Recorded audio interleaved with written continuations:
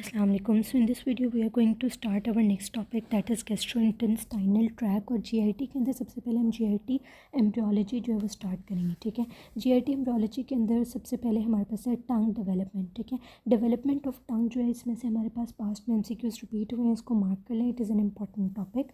अब टंग की डेवलपमेंट किस तरह से होती है कि जो एंटीरियर 2/3 ऑफ द टंग होता है ये डेवलप करती है from the first pharyngeal arch. ठीक है, इसको मार्क कर ले, this is an MCQ. Anterior 2/3 is drive from the first pharyngeal arch, और जो पोस्टीरियर 1/3 ऑफ द टंग होती है वो from the third and the fourth pharyngeal arches से जो है वो अराइज करती है। ठीक है, और जो एंटीरियर 2/3 ऑफ द टंग होता है, ठीक है, वहाँ से जो टेस्ट सेंसेशंस है वो कैरी करती है आपकी chorda tympani branch of the facial nerve. ठीक है, जबकि जो जनरल सेंसेशंस होती हैं वो कैरी कौन करती है, ठीक है, वो आपकी जो ट्राइजेमिनल नर्व की मैंडिबुलर डिवीजन होती है, ठीक है, वो कैरी करती है। ठीक है, जबकि जो पोस्टीरियर 1/3 ऑफ द टंग होता है, ठीक है, वहाँ से बोथ आपके taste sensations as well as general sensations जो है वो हमारी ग्लॉसोफेरेंजियल नर्व जो है वो कैरी करती है। ठीक है, और जो पोस्टीरियर मोस्ट पार्ट होता है, ठीक है, ये जो पोस्टीरियर 1/3 के भी पीछे जो थोड़ा सा पार्ट होता है, पोस्टीरियर मोस्ट पार्ट होता है, ठीक है, वहाँ पर बेसिकली आपकी जो वेगस नर्व होती है 10th क्रेनियल नर्व, ठीक है, वो कैरी करती है जनरल सेंसेशंस भी और टेस्ट सेंसेशंस भी। ठीक है, आगे आ जाती है हमारे पास मोटर इनर्वेशन। ठीक है, जो मोटर इनर्वेशन होती है सारे टंग मसल्स की, ठीक है, वो बेसिकली आपकी 12th क्रेनियल नर्व यानी हाइपोग्लॉसल नर्व होती है। ठीक है, जो कि सप्लाई करती है आपके मसल्स को, जिसमें हायोग्लॉसस मसल को सप्लाई करती है, जिसका फंक्शन क्या होता है, ये रिट्रैक्ट करता है और डिप्रेस करता है टंग को। जीनोक्लॉसस मसल जो टंग को प्रोट्यूड कराता है, स्टाइलोक्लॉसस मसल ठीक है which draws the tongue on both sides और ट्रफ क्रिएट करता है फॉर स्वॉलोइंग। ठीक है, और there is only one muscle that is the palatoglossus muscle, ठीक है, जिसको आपकी वेगस नर्व जो है, ठीक है, वो इनर्वेट करी होती है instead of the hypoglossal nerve. ठीक है, तो the most important thing is कि टेस्ट, फिर ओवरऑल अगर आप टेस्ट सेंसेशन देखें, इंटीरियर 2/3 7th नर्व से हो रहा था। ठीक है, पोस्टीरियर 1/3 जो है वो 9th नर्व से, पोस्टीरियर मोस्ट पार्ट जो है वो 10th नर्व से, और ये तीनों जो टेस्ट को कैरी करी होती है नर्व, इनके फाइबर जो है न्यूक्लियस ऑफ ट्रैक्टस सॉलिटेरियस के अंदर इन द मिडल आ जाकर एंड होते हैं। ठीक है, जो पेन या जनरल सेंसेशंस होती हैं, लेकिन वो आपके पास इंटीरियर 2/3 से कैरी करेगी जो आपकी मैंडिबुलर डिवीजन है द ट्राइजेमिनल नर्व है, उसके बाद पोस्टीरियर 1/3 से 9th नर्व ही कैरी करेगी, पोस्टीरियर मोस्ट पार्ट से अगेन 10th नर्व। ठीक है, लेकिन जबकि मोटर इनर्वेशन की अगर बात करें, ठीक है, तो मेनली टंग के सारे मसल्स को जो है वो हाइपोग्लॉसल 12th क्रेनियल नर्व जो है सप्लाई करती है।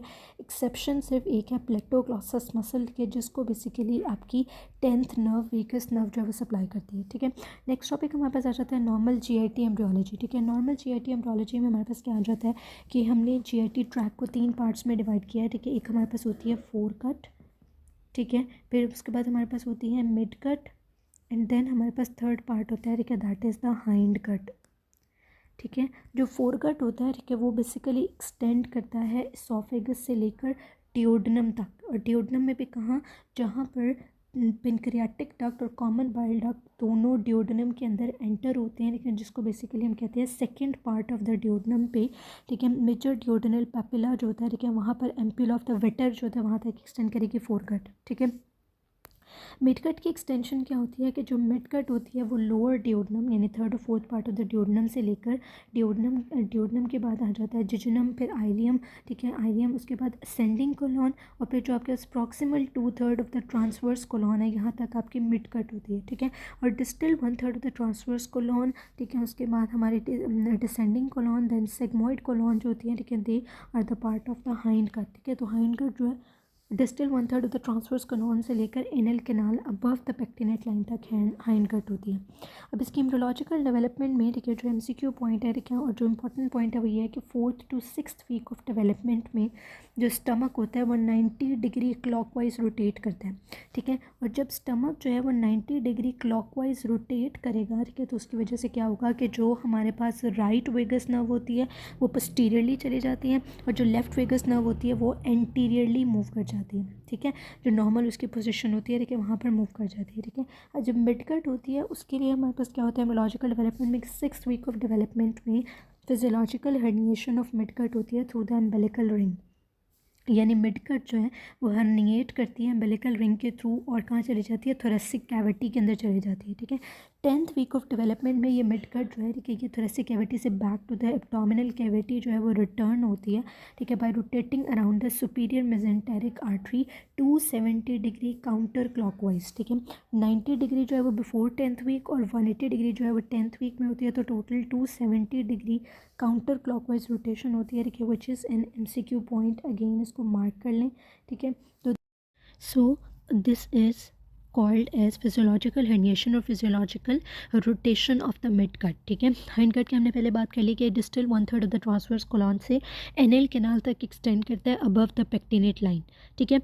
अभी हम आगे भी देखेंगे, एक टेबल बना हुआ है उससे भी हम क्लियर करेंगे, लेकिन अगर यहाँ पर भी देखें तो इस डायग्राम के अंदर उन्होंने हमें जो हमने पार्ट्स ऑफ द गट को 3 पार्ट्स में डिवाइड किया है उसको उन्होंने depending upon the blood supply भी हमें दिखा दिया है, ठीक है, क्योंकि जो तीनों पार्ट्स ऑफ द गट होते हैं उनकी सप्लाई डिफरेंट होती है, ठीक है।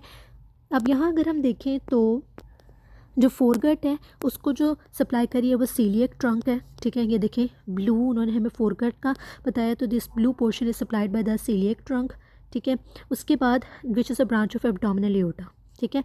अगेन हम नीचे आए हैं तो यहाँ पर हमारे पास ये येलो पोर्शन मिडगट का है, सुपीरियर मेसेंटेरिक आर्टरी सप्लाई करेगी ब्रांच ऑफ एओर्टा, ठीक है। और ये जो ऑरेंज पोर्शन है this is hindgut and it is supplied by the inferior mesenteric artery, again the branch of aorta, ठीक है। और यहाँ पर इस डायग्राम के अंदर हमें डिस्ट्रीब्यूशन जो है वो समझ आ जाएगी, ठीक है, कि जो है ना वो आपका फोरगट वो इसोफेगस, फिर स्टमक, फिर स्मॉल इंटेस्टाइन में second part of the duodenum तक जो है ना वो आपके पास फोरगट हो जाएगी। लिवर भी फोरगट डेरिवेटिव से ड्राइव होता है, ठीक है। उसके बाद जो येलो पोर्शन है इट इज़ मिडगट, ठीक है, जिसके अंदर बेसिकली कहाँ से कहाँ तक एक्सटेंड करेगा, lower duodenum to proximal 2/3 of the transverse colon तक, और फिर distal 1/3 the transverse colon, descending colon, sigmoid colon जो है, ठीक है, these are all hind gut, ठीक है, ओके। नेक्स्ट टॉपिक हमारे पास आ जाता है वेंट्रल वॉल डिफेक्ट्स, ठीक है। वेंट्रल वॉल डिफेक्ट्स में क्या होता है, ये जो डेवलपमेंटल डिफेक्ट्स होते हैं these are due to failure of the rostral fold closure, ठीक है, जिसको हम कहते हैं सेंटर्नल डिफेक्ट्स, ठीक है। रॉस्ट्रल होता है बेसिकली जो क्रेनियल साइड होती है, ठीक है, अगर रॉस्ट्रल फोल्ड जो है वो क्लोज नहीं होगी तो आपके पास क्या हो जाएगा, स्टर्नल डिफेक्ट्स प्रोड्यूस होंगे, जिसमें एक्टोपिया कॉर्डिस होता है, ठीक है, जिसमें जो हार्ट होता है आपका वो एक्सटर्नल आउटसाइड द बॉडी जो प्रेजेंट होता है। लेटरल फोल्ड क्लोयर अगर प्रॉपर्ली नहीं होगी तो ओम्फेलोसिल और गैस्ट्रोशियसिस होता है, और अगर कॉर्डल फोल्ड का क्लोयर जो है, ठीक है, वहाँ पर डिफेक्ट होता है तो आपके पास एक्सट्रॉफी ऑफ द ब्लैडर जो है वो कॉज होती है, ठीक है। और ये हमारे पास MCQ भी आया हुआ है, दैट इज़ कॉर्डल फोल्ड, अगर defect in the closure of the caudal fold होगा तो उसकी वजह से क्या होता है, exstrophy of the bladder. Ventral wall defects में आगे हमारे पास 2 डिफेक्ट्स आ जाते हैं, गैस्ट्रोशियसिस और ओम्फेलोसिल, ठीक है। गैस्ट्रोशियसिस में क्या होता है, इसकी प्रेजेंटेशन क्या होती है, गैस्ट्रोशियसिस में para umbilical herniation of the abdominal contents होती है through the abdominal wall defects, ठीक है। अगर आप इस पिक्चर के अंदर देखें, ठीक है, तो आपके पास इसमें क्या होता है कि पहली बात तो ये है कि इसमें क्या होती है, para umbilical herniation of abdominal content होती है, और डिफेक्ट कहाँ होता है, एब्डोमिनल वॉल में। ओम्फेलोसील में हर्निएशन ऑफ एब्डोमिनल कंटेंट होती है थ्रू द एम्बेलिकस, यहाँ पर पैरा एम्बेलिकल हर्निएशन, ओम्फेलोसील में थ्रू द एम्बेलिकस, ठीक है। गैस्ट्रोचियसिस में क्या होता है कि जो हर्निएशन होती है it is not covered by peritoneum और एमनियन, ठीक है। अगर आप यहाँ पर देखें तो ये वाला पोर्शन ऑफ द गट जो है ये आपके पास हर्निएट जो हुआ है एब्डोमिनल कंटेंट, ये किसी भी मेम्ब्रेन से या एमनियन से कवर्ड नहीं होता, और right sided is more common, ठीक है। जबकि ओम्फेलोसील जो है वो पेरिटोनियम या एमनियन से जो है वो सैक से कवर्ड होती है, जैसे कि यहाँ पर अगर आप देखें तो जो हर्निएटेड कंटेंट है देखें वो एक सैक के अंदर कवर्ड है, कि जो लाइट ग्रे शाइनी सी सैक होती है, ठीक है। और क्योंकि ये एम्बेलिकस से अराउंड करते हैं इसलिए इसको हम कहते हैं कि मिड लाइन होता है, मेम्ब्रेन कवर्ड होता है, और एम्फेलोसिल में एम से जो है हमने दोनों पार्ट्स के रिलेट किए हैं, ठीक है। एसोसिएशंस क्या होती हैं कि जो गैस्ट्रोशियसिस होता है it is not associated with chromosomal abnormality, क्योंकि ये किसी भी क्रोमोसोमल एब्नॉर्मेलिटी से एसोसिएटेड नहीं होता, so it has a good prognosis, ठीक है। जबकि ओम्फेलोसील जो है वो एसोसिएटेड होता है with congenital anomaly like trisomy 13, trisomy 18, ठीक है, Beckwith Wiedemann syndrome and other structural abnormalities जिसमें कार्डिक, GI और न्यूरल ट्यूब डिफेक्ट्स होते हैं, ठीक है। तो ये हमारे पास MCQ जो है दोनों MCQ पॉइंट्स में पूछे जाते हैं, गैस्ट्रोशियसिस और ओम्फेलोसील दोनों का डिफरेंस आपको पता होना चाहिए, ठीक है, कि जो गैस्ट्रोशियसिस वो पैराम्बेलिकल हर्निएशन, ओम्फेलोसील जो है वो अम्बेलिकल होती है, गैस्ट्रोशियसिस जो है वो मेम्ब्रेन कवर्ड नहीं है, ओम्फेलोसील जो है मेम्ब्रेन कवर्ड है। गैस्ट्रोशियसिस में कोई क्रोमोसोम एब्नॉर्मेलिटी नहीं, इसलिए गुड प्रोग्नोसिस, ओम्फेलोसील में क्रोमोसोम एब्नॉर्मेलिटी होती है, ट्राइसोमी 13, 18 वगैरह, ठीक है, जिसकी वजह से इसका प्रोग्नोसिस जो होता है वो भी आपके पास पुअर प्रोग्नोसिस होता है, ठीक है। नेक्स्ट हमारे पास आ जाता है congenital umbilical hernia. Congenital umbilical hernia का मतलब है congenital by birth, umbilical hernia क्या हुआ, हर्निएशन ऑफ द कंटेंट्स, ठीक है, थ्रू द अम्बिलिकस हो रहा है, ठीक है। तो ये बेसिकली क्यों होती है, हमने पहले अभी पीछे पढ़ा था हमने कि जो हमारे पास physiological herniation of the mid gut होती है वो अम्बिलिकल रिंग के थ्रू हो रही होती है, ठीक है। जब 10th वीक में आपकी गट जो है वो रिटर्न हो जाती है back to the abdominal cavity, ठीक है, तो ये अम्बिलिकल रिंग जो है वो क्लोज हो जाती है, ठीक है। वो कहते हैं अगर आपके पास क्या हो, delay in closure of the umbilical ring या डिले ऑफ अम्बिलिकल रिंग, ठीक है, कि वो स्पॉन्टेनियसली जो क्लोज होती है, ठीक है, यानी कि फिजियोलॉजिकल हर्निएशन ऑफ मिडगट के बाद जो है जब when the midgut return back to the abdominal cavity, अगर अम्बिलिकल रिंग जो है, ठीक है, वो आपकी स्पॉन्टेनियसली क्लोज नहीं होती, ठीक है, तो पेटेंट अम्बिलिकल ऑरिफिस, एक छोटी सी पेटेंट अम्बिलिकल ओपनिंग जो है, ठीक है, वो रह जाती है, ठीक है, और वो ओपनिंग जो है वो बेसिकली स्किन से कवर्ड होती है, ठीक है। तो जब भी इंट्रा एब्डोमिनल प्रेशर इंक्रीज़ होगा जैसे क्राइंग के अंदर, ठीक है, तो क्या होगा कि वो पोर्शन जो होगा, ठीक है, वो जो डिफेक्ट है, ठीक है, वो जो छोटी सी ऑरिफिस है, ठीक है, वहाँ से हर्निएशन होगी कंटेंट्स की, ठीक है, और वो प्रोट्यूड करेगी बाहर, ठीक है। ये एसोसिएटेड होता है with congenital disorder like down syndrome, congenital hypothyroidism, और स्मॉल डिफेक्ट्स होते हैं वो स्पॉन्टेनियसली क्लोज हो जाते हैं।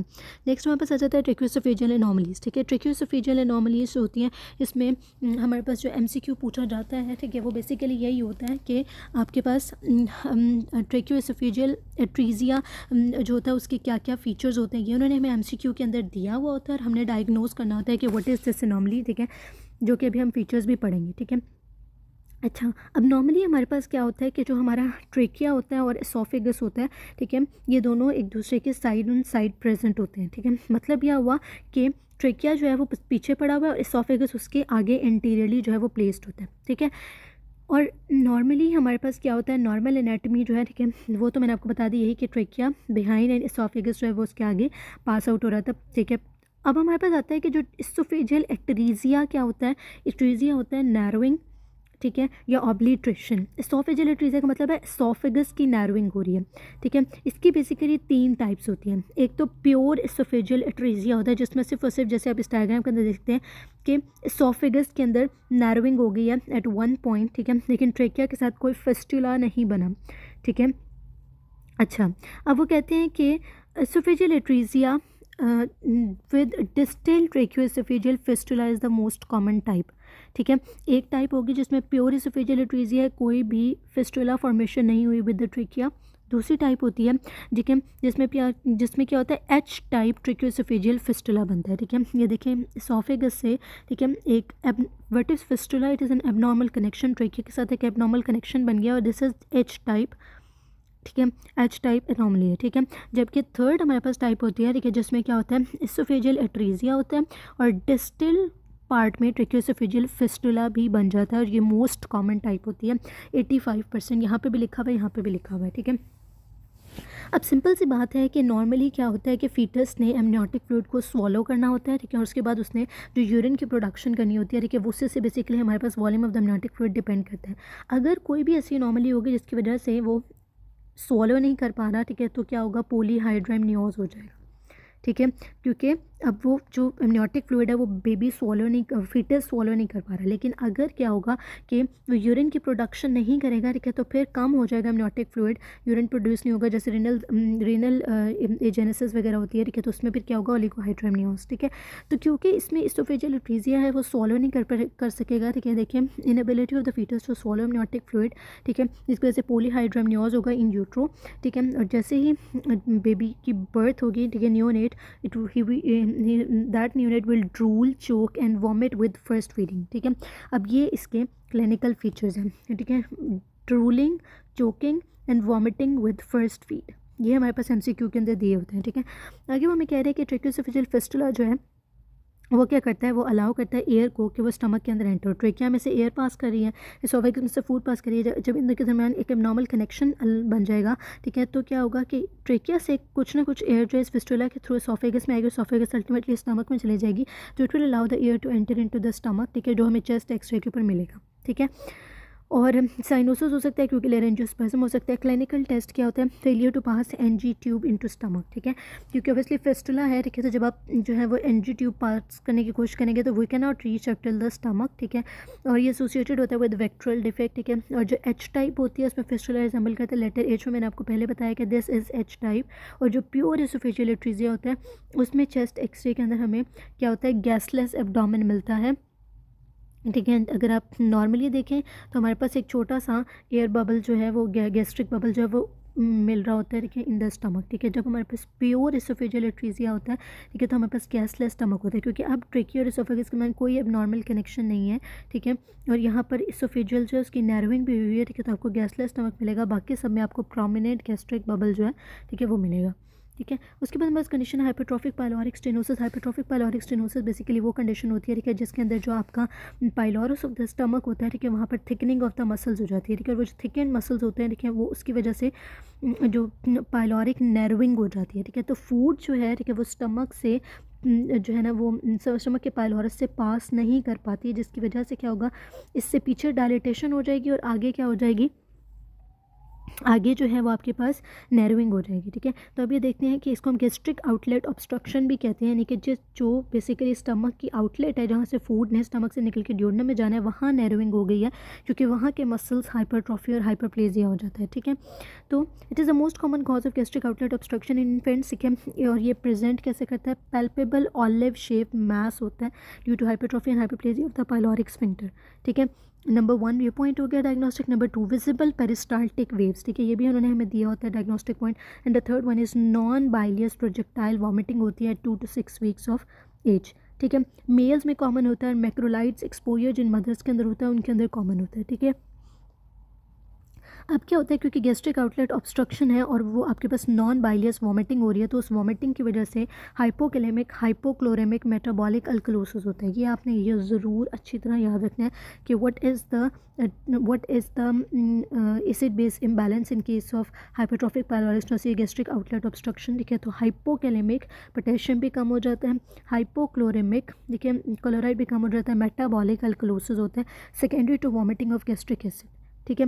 जब हम अल्ट्रासाउंड करते हैं तो अल्ट्रासाउंड में हमें थिक और लेंथर्ड पाइलोरस मिलता है, और ट्रीटमेंट क्या होता है कि जो पाइलोरिक मसल्स हैं उनको आप कट कर दें, ठीक है, तो आप पाइलोरोमायोटमी कर सकते हैं, ठीक है। जब पाइलोरिक मसल को हम कट करेंगे तो ऑब्वियसली क्योंकि वो थिक हुए हैं और लेंथर्ड है, वहाँ से उनको सर्जिकली इंसाइज कर देंगे पाइलोरिक मसल को, पाइलोरोमायोटमी हो जाएगी, ठीक है।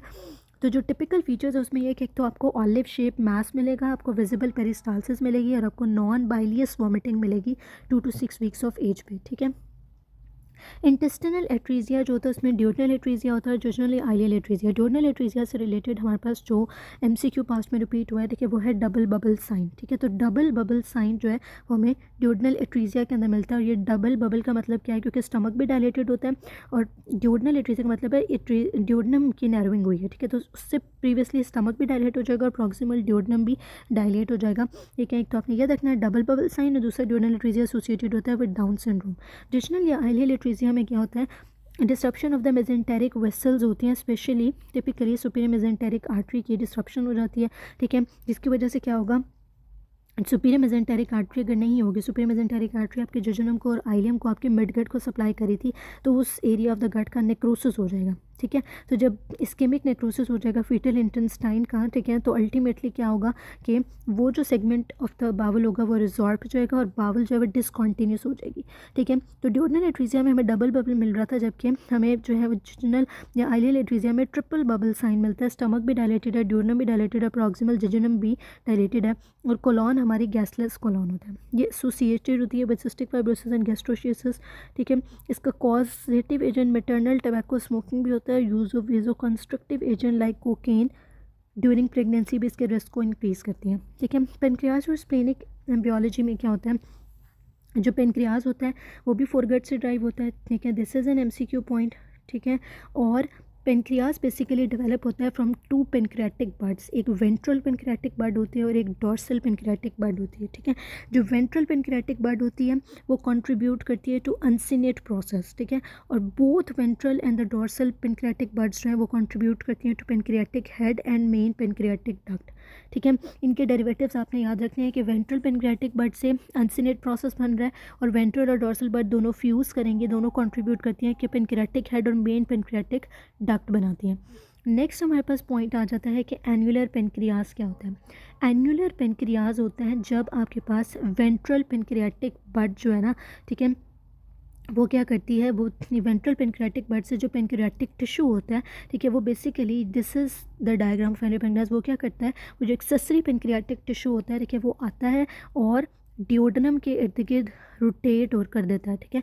जब वो एक रिंग बना देता है पेनक्रियाटिक टिश्यू के अराउंड द डिओडनम और इंसर्कल कर लेता है डिओडनम को, तो जिस जगह पर जो इंसर्कल किया वहाँ से डिओडनम नैरो हो जाती है, ठीक है। उसके साथ साथ वॉमिटिंग स्टार्ट हो जाती है and it is associated with down syndrome, ठीक है। इस डायग्राम में ये विजिबल है, ये वेंट्रल पेनक्रियाटिक बड से, ठीक है, जो पेनक्रियाटिक टिश्यू था उसने एक रिंग बना दी अराउंड द डिओडनम, ठीक है। पेनक्रियाटिक डिविज़न क्या होता है कि जब वेंट्रल और डॉर्सल पार्ट, हमने ऊपर पढ़ा था कि वेंट्रल और डॉर्सल बड दोनों कंट्रीब्यूट करती हैं टू द पेनक्रियाटिक हेड और पेनक्रियाटिक मेन पेनक्रियाटिक डक्ट। अगर वेंट्रल और डॉर्सल पार्ट फ्यूज़ नहीं करते हैं एट 6 वीक ऑफ डेवलपमेंट, तो आपके पास पेनक्रियाटिक डिविज़न जो है वो कॉज हो जाता है, ठीक है। डिविज़न से डिवीजन से याद रखें, ये मोस्ट कॉमन एनॉमली होती है, एसिम्टोमेटिक होती है, लेकिन समटाइम्स ये क्रॉनिक एब्डोमिनल पेन और पेनक्रियाटाइटिस के साथ प्रेजेंट करती है। लास्ट पर उन्होंने हमें स्प्लीन की डेवलपमेंट बताई है। ये स्प्लीन जो है वो राइज करती है from the mesentery of the stomach, dorsal mesogastrium, इसलिए spleen is mesodermal in origin and this is an MCQ point, इसको मार्क कर लें, CPSP past MCQ, mesodermal in origin but has, और इसकी सप्लाई भी क्या होती है, फॉरगट सप्लाई होती है, ठीक है। मेजेंट्री ऑफ द स्टमक से राइज करती है, डॉर्सल मेसोगैस्ट्रियम से, और सप्लाई सेम फॉरगट वाली होती है। सीलिएक ट्रंक की ब्रांच होती है स्प्लेनिक आर्टरी जो बेसिकली स्प्लीन को सप्लाई करती है, ठीक है। और इन डायग्राम्स के अंदर भी हमें बेसिकली डेवलपमेंट के बारे में बताया गया। ये वेंट्रल पेनक्रियाटिक बड थी और हमने भी पढ़ा ये जो वेंट्रल पेनक्रियाटिक बड होती है वो अनसिनेट प्रोसेस बनाती है, ठीक है। तो यहाँ देखिए वेंट्रल पेनक्रियाटिक बड ने क्या बनाया, अनसिनेट प्रोसेस। डॉर्सल पेनक्रियाटिक बड और वेंट्रल पेनक्रियाटिक बड जहाँ पर दोनों मिल रही हैं वहाँ पर मेन पेनक्रियाटिक बड और पेनक्रियाटिक हेड बना, ठीक है।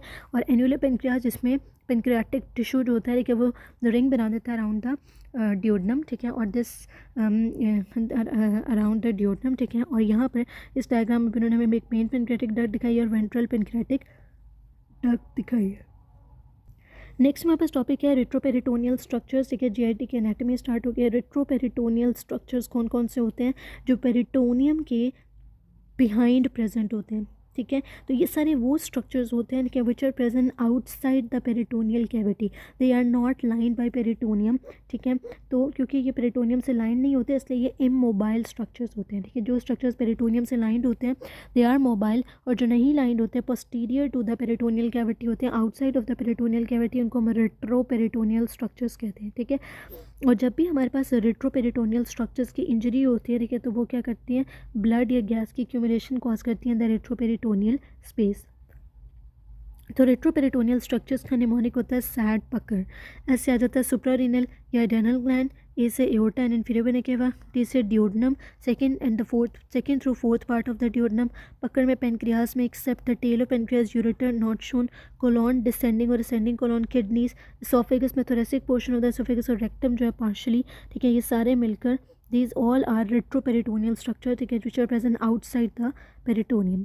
अब हमारे पास टॉपिक आ रहा है important gastro intestinal ligaments and this is very important topic, ठीक है। गैस्ट्रो इंटेस्टाइनल लिगामेंट्स में इससे रिलेटेड हमारे पास MCQs जो है वो रिपीट हुए हैं, ठीक है। सबसे पहला लिगामेंट हमारे पास फेल्सीफॉर्म लिगामेंट। जो फेल्सीफॉर्म लिगामेंट होता है वो लिवर को कनेक्ट करता है to the interior abdominal wall. इसमें जो कंटेंट्स होते हैं उसमें लिगामेंटम टीरियस हेपेटिस, ठीक है, एंड पेटेंट पैराम्बेलिकल वेन होता है, ठीक है। अच्छा, अब ये सारे ही MCQ पॉइंट है, ये पूरा टेबल बहुत बहुत बहुत इंपॉर्टेंट है, इसको आप मार्क कर लें, इसको आपने याद करना है क्योंकि अब इसमें सारे ही MCQ पॉइंट है। ये भी आया हुआ है कि फेल्सीफॉर्म लिगामेंट का कंटेंट बताएं तो आपको पता चल गया लिगामेंटम टीरियस हेपेटिस और पेटेंट पैराम्बेलिकल वेन। ये भी पूछा जाता है कि किसका डेरिवेटिव होता है, तो डेरिवेटिव वो वेंट्रल मेजेंट्री होता है, ठीक है। हेपेटोड्यूडनल लिगामेंट जो है, लेकिन the name indicate it connects the liver to the duodenum, hepato liver duodenum, duodenum तो लिवर को ड्यूडनम से कनेक्ट करेगा। इसके कंटेंट्स में पोर्टल ट्रायड आता है, proper hepatic artery, portal vein and common bile duct again in MCQ, ठीक है। और ये डेरिवेटिव होता है अगेन वेंट्रल मेसेंट्री का, ठीक है। प्रिंगल्स मैन्यूवर क्या होता है, जिसमें बेसिकली हम क्या करते हैं कि हम हेपेटोड्यूरनल लिगामेंट जो होता है उसको कंप्रेस करते हैं, ठीक है। आइदर हम मैनुअली कंप्रेस करते हैं ड्यूरिंग सर्जरी या फिर कोई वेस्कुलर क्लैंप लगाते हैं इन ओमेंटल फोरामेन, ताकि हम ब्लीडिंग को कंट्रोल कर सकें। ब्लीडिंग कहाँ से हो सकती है, जो हेपेटिक, जो लिवर के इनफ्लो सोर्सेज है, पोर्टल वेना हेपेटिक आर्टरी, वहाँ से ब्लीडिंग हो सकती है, या outflow sources hepatic vena inferior vena की वजह से, ठीक है।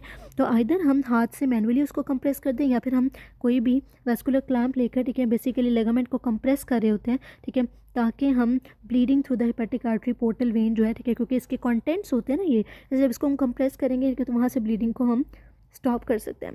ये बॉर्डर करता है ओमेंटल फोरामेन को और कनेक्ट करता है ग्रेटर एंड लेसर सैक को, और it is a part of lesser omentum, ठीक है। ये सारे एमसीक्यू पॉइंट्स हैं, ठीक है। ये इसके कंटेंट्स क्या होते हैं, ठीक है।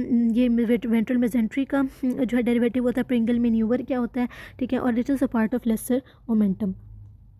नेक्स्ट हमारे पास आ जाता है हेपेटोगैस्ट्रिक लिगामेंट, ठीक है। जो हमारा हेपेटोगैस्ट्रिक लिगामेंट होता है, ठीक है, वो बेसिकली लिवर को lesser curvature of the stomach से कनेक्ट करता है। इसके कंटेंट में गैस्ट्रिक वेसल्स होती हैं, ये भी ड्राइव होता है फ्रॉम द वेंट्रल मेसेंट्री, ठीक है। और ये क्या करता है, ये बेसिकली ग्रेटर और लेसर सैक को सेपरेट करता है ऑन द राइट साइड, ठीक है।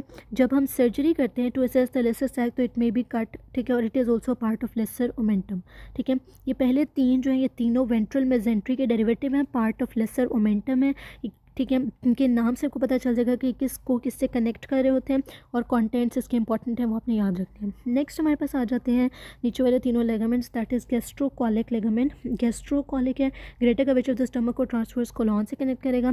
इसके कंटेंट्स में गैस्ट्रो एपिप्लॉइक आर्टरीज आ जाती हैं, derivatives of dorsal mesentery, part of greater omentum, ठीक है।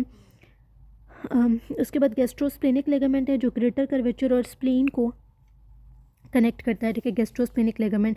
इसके कंटेंट्स में शॉर्ट गैस्ट्रिक और लेफ्ट गैस्ट्रोएपिप्लॉइक वेसल्स होते हैं। Again it is a derivative of dorsal mesentery. ये क्या करता है, ये ग्रेटर और लेसर सैक को सेपरेट करता है on the left side. Right side पे ग्रेटर और लेसर सैक को कौन सेपरेट करा था, अभी हमने ऊपर पढ़ा था, राइट साइड के ऊपर ग्रेटर और लेसर सैक को सेपरेट करने वाला हेपेटोगैस्ट्रिक लिगामेंट था, ठीक है, ऑन द राइट साइड। और लेफ्ट साइड पे ग्रेटर और लेसर सैक को सेपरेट करेगा गैस्ट्रोस्प्लेनिक लिगामेंट, ठीक है। और लास्ट पे स्प्लीनोरेनल लिगामेंट है, ये स्प्लीन को लेफ्ट रेनल स्पेस से कनेक्ट करता है। इसके कंटेंट में splenic artery, vein and tail of pancreas है। अगेन ये सारे एमसीक्यू पॉइंट्स हैं, ठीक है। ये भी सीपीएसपी पास्ट एमसीक्यू बहुत दफ़ा रिपीट हो चुका है। कंटेंट ऑफ स्प्लीनोरेनल लिगामेंट पूछता है, या फिर वो पूछते हैं कि splenic artery and vein are present in which of the following ligament, तब आपने स्प्लीनोरेनल, या इसका एक और नाम होता है लीनोरेनल लिगामेंट, देखिए इन दोनों नाम से ये एमसीक्यू में पूछा जा सकता है। ये भी डेरिवेटिव होता है डॉर्सल मेसेंट्री का, पार्ट ऑफ ग्रेटर ओमेंटम, ठीक है। तो ये याद रखिए कि किसके डेरिवेटिव हैं, देखिए ये किसके पार्ट होते हैं, लेसर ओमेंटम का पार्ट कौन सा है, ग्रेटर ओमेंटम का पार्ट कौन सा है, इनके कंटेंट्स क्या होते हैं, this all are points are important, ठीक है। नेक्स्ट हमारे पास आ जाता है डाइजेस्टिव ट्रैक की एनामली, ठीक है, एनाटमी। डाइजेस्टिव ट्रैक की एनाटमी क्या होती है कि जो पूरा आपका डाइजेस्टिव ट्रैक होता है उसमें बेसिकली क्या होता है कि गट वॉल में 4 लेयर्स होती हैं, ठीक है। म्यूकोजा होता है, सब म्यूकोजा होता है, मस्कुलरस एक्सटर्ना होता है, और सिरोजा होता है। यहाँ से आपको हिस्टोलॉजी जो है वो याद आना शुरू हो जाएगी कि हिस्टोलॉजी में हमने ये चीज़ें पढ़ी थी, ठीक है। तो जब हम इनसाइड टू आउटसाइड मूव करते हैं तो सबसे इनर जो है वो म्यूकोजा है, और म्यूकोजा के अंदर अगर आप अपनी इस डायग्राम को देखें, ठीक है, तो जो सबसे इनर लाइनिंग है वो हमारी म्यूकोजा है, और म्यूकोजा के अंदर एपिथेलियम होती है, ठीक है, लैमिना प्रोप्रिया होता है, और मस्कुलरस म्यूकोजी लेयर ऑफ मसल्स होती है, ठीक है। म्यूकोजा के बाद हमारे पास लेयर होती है सब म्यूकोजा की, और सब म्यूकोजा के अंदर बेसिकली हमारे पास सब म्यूकोजल ग्लैंड्स होते हैं, ठीक है। सब म्यूकोजल ग्लैंड्स होते हैं, और सब म्यूकोजा के अंदर एक सब म्यूकोजल नर्व प्लेक्सस होता है, इसको हम मीजनर्स प्लेक्सस कहते हैं, जो बेसिकली फ्लूइड को सिक्रीट करता है। सब म्यूकोजा के बाद थर्ड लेयर जो होती है वो हमारे पास कौन सी होती है, मस्कुलरस एक्सटर्ना। मस्कुलरस म्यूकोजा के अंदर एक छोटी सी मसल की लेयर है, मस्कुलरस एक्सटर्ना, जो आपकी थर्ड लेयर होती है। इसमें बेसिकली मायंटेरिक प्लेक्सस ऑफ नर्व्स या फिर एरोबेच प्लेक्सस होता है, और ये क्या करता है, ये मोटिलिटी को कंट्रोल करता है, ठीक है। सिरोजा सबसे आउटर लेयर होती है, ठीक है। जब इंट्रापेरिटोनियल होगा स्ट्रक्चर तो उसको हम सिरोजा कहेंगे, जब स्ट्रक्चर रेट्रोपेरिटोनियल होगा तो वहाँ पर एडवेंटिशिया होगा, ठीक है। अब यहाँ पर एक और इम्पॉर्टेंट एमसीक्यू मैं आपको मार्क कराती हूँ, ठीक है, कि हमें पास्ट में ये पूछा गया है कि जो सब म्यूकोजल प्लेक्सस है, ठीक है, जिसको हम मीजनस प्लेक्सस भी कहते हैं, उसका फंक्शन क्या होता है, इट सिक्रीट्स फ्लूइड, जबकि जो मायंटेरिक प्लेक्सस है वो मोटिलिटी को कंट्रोल करता है। तो ये दोनों सीपीएसपी एमसीक्यूज़ हैं, ये आपको दोनों पॉइंट्स पता होने चाहिए कि दोनों का फंक्शन क्या है, ठीक है। मीसनर्स कौन सा है जो सबमिकोजा में प्रेजेंट है, माइंटेरिक कौन सा है, ठीक है, जिसको हम एरोबिश भी कहते हैं, मस्कुलस एक्सटर्ना में होता है, वो मोटिलिटी को कंट्रोल करता है, वो सिक्रीशंस को कंट्रोल करता है। नेक्स्ट हमारे पास पॉइंट आ जाता है अल्सर्स, ठीक है। जो अल्सर्स हैं हमारे, जो सबमिकोजा तक एक्सटेंड करते हैं, ठीक है, एक्सटेंड करते हैं इनटू सबम्यूकोजा, इनर और आउटर मस्कुलर लेयर में, लेकिन जो इरोजन्स होती हैं वो सिर्फ और सिर्फ म्यूकोजा तक लिमिटेड होती हैं, ठीक है। Last point is again in MCQ, ठीक है, पास्ट CP/SP MCQ पॉइंट है हमारा लास्ट वाला point, that is frequency of basal electrical rhythm जो है स्लो वेव्स, ठीक है। इंडिया पे इंटरस्टिशियल वेव्स ऑफ कजाल जो होते हैं, ठीक है, जो ओरिजिनेट करती हैं इंटरस्टिशियल सेल्स ऑफ कजाल में, ठीक है, वो सबसे ज़्यादा ड्यूोडेनम में होती है, फिर आइलियम में होती है और फिर स्टमक में होती है। So this is a very very important MCQ point, you have to keep it in your mind. Next हमारे पास आ जाता है कि कौन कौन सी हिस्टोलॉजिकल फीचर क्या होते हैं डिफरेंट पार्ट्स ऑफ द जो आपका GIT ट्रैक होता है, उसमें कौन कौन से एपिथेलियम जो है वो इन एरियाज़ को लाइन कर रही है, ठीक है। तो सबसे पहले तो हमारे पास पॉइंट आ जाता है कि इसोफेगस को basically stratified squamous non keratinised epithelium जो है इसोफेगस को लाइन करती है। अपर 1/3 में स्ट्राइएटेड मसल्स होते हैं, मिडल और लोअर 2/3 में स्मूथ मसल्स होते हैं, ठीक है। तो ये जो इसोफेगस की हिस्टोलॉजिकल फीचर है ना, कि ये आपके पास MCQ पॉइंट्स हैं, ठीक है, ये पास्ट में MCQ रिपीट हुए हैं। स्टमक के अंदर क्या होता है, स्टमक के अंदर गैस्ट्रिक ग्लैंड्स होते हैं, ठीक है, और गैस्ट्रिक ग्लैंड्स होते हैं उनमें पैराइटल सेल्स होते हैं। जो पैराइटल सेल्स होते हैं वो इओसिनोफिलिक होते हैं, ठीक है, जो बेसिकली आपके पास HCl और इंट्रिंसिक फैक्टर की प्रोडक्शन करा रहे होते हैं, ठीक है। और जो चीफ सेल्स होते हैं वो आपके बेजोफिलिक होते हैं, ठीक है, जो पेप्सिनोजेन को प्रोड्यूस करते हैं, ठीक है। नेक्स्ट हमारे पास आ जाता है डिओडनम के अंदर वेलाई होते हैं, माइक्रोवेलाई होते हैं, जो basically surface area for absorption को इंक्रीज़ करते हैं। बर्नर्स ग्लैंड्स होते हैं जो क्या करते हैं, बाइकार्बोनेट को सिक्रीट करते हैं। क्रिप्स ऑफ लाइबर्कन्स होते हैं जिनके अंदर स्टेम सेल्स होते हैं जो इंटेरोसाइट्स को रिप्लेस करते हैं। पेनिट सेल्स होते हैं जो डिफेंसेंस, लाइजोसोम्स और TNF की प्रोडक्शन करते हैं। और प्लाइका सर्कुलरिस होते हैं जो डिस्टल डिओडनम में प्रेजेंस होते हैं। अगेन जेजुनम के अंदर विलाई भी हैं, क्रिप्स ऑफ लाइबर्कन्स भी हैं, लेकिन माइक्रो विलाई नहीं होते हैं, ठीक है। प्लाइका सर्कुलरिस भी होते हैं, ठीक है, मोर प्रोमिनेंटली होते हैं, ठीक है।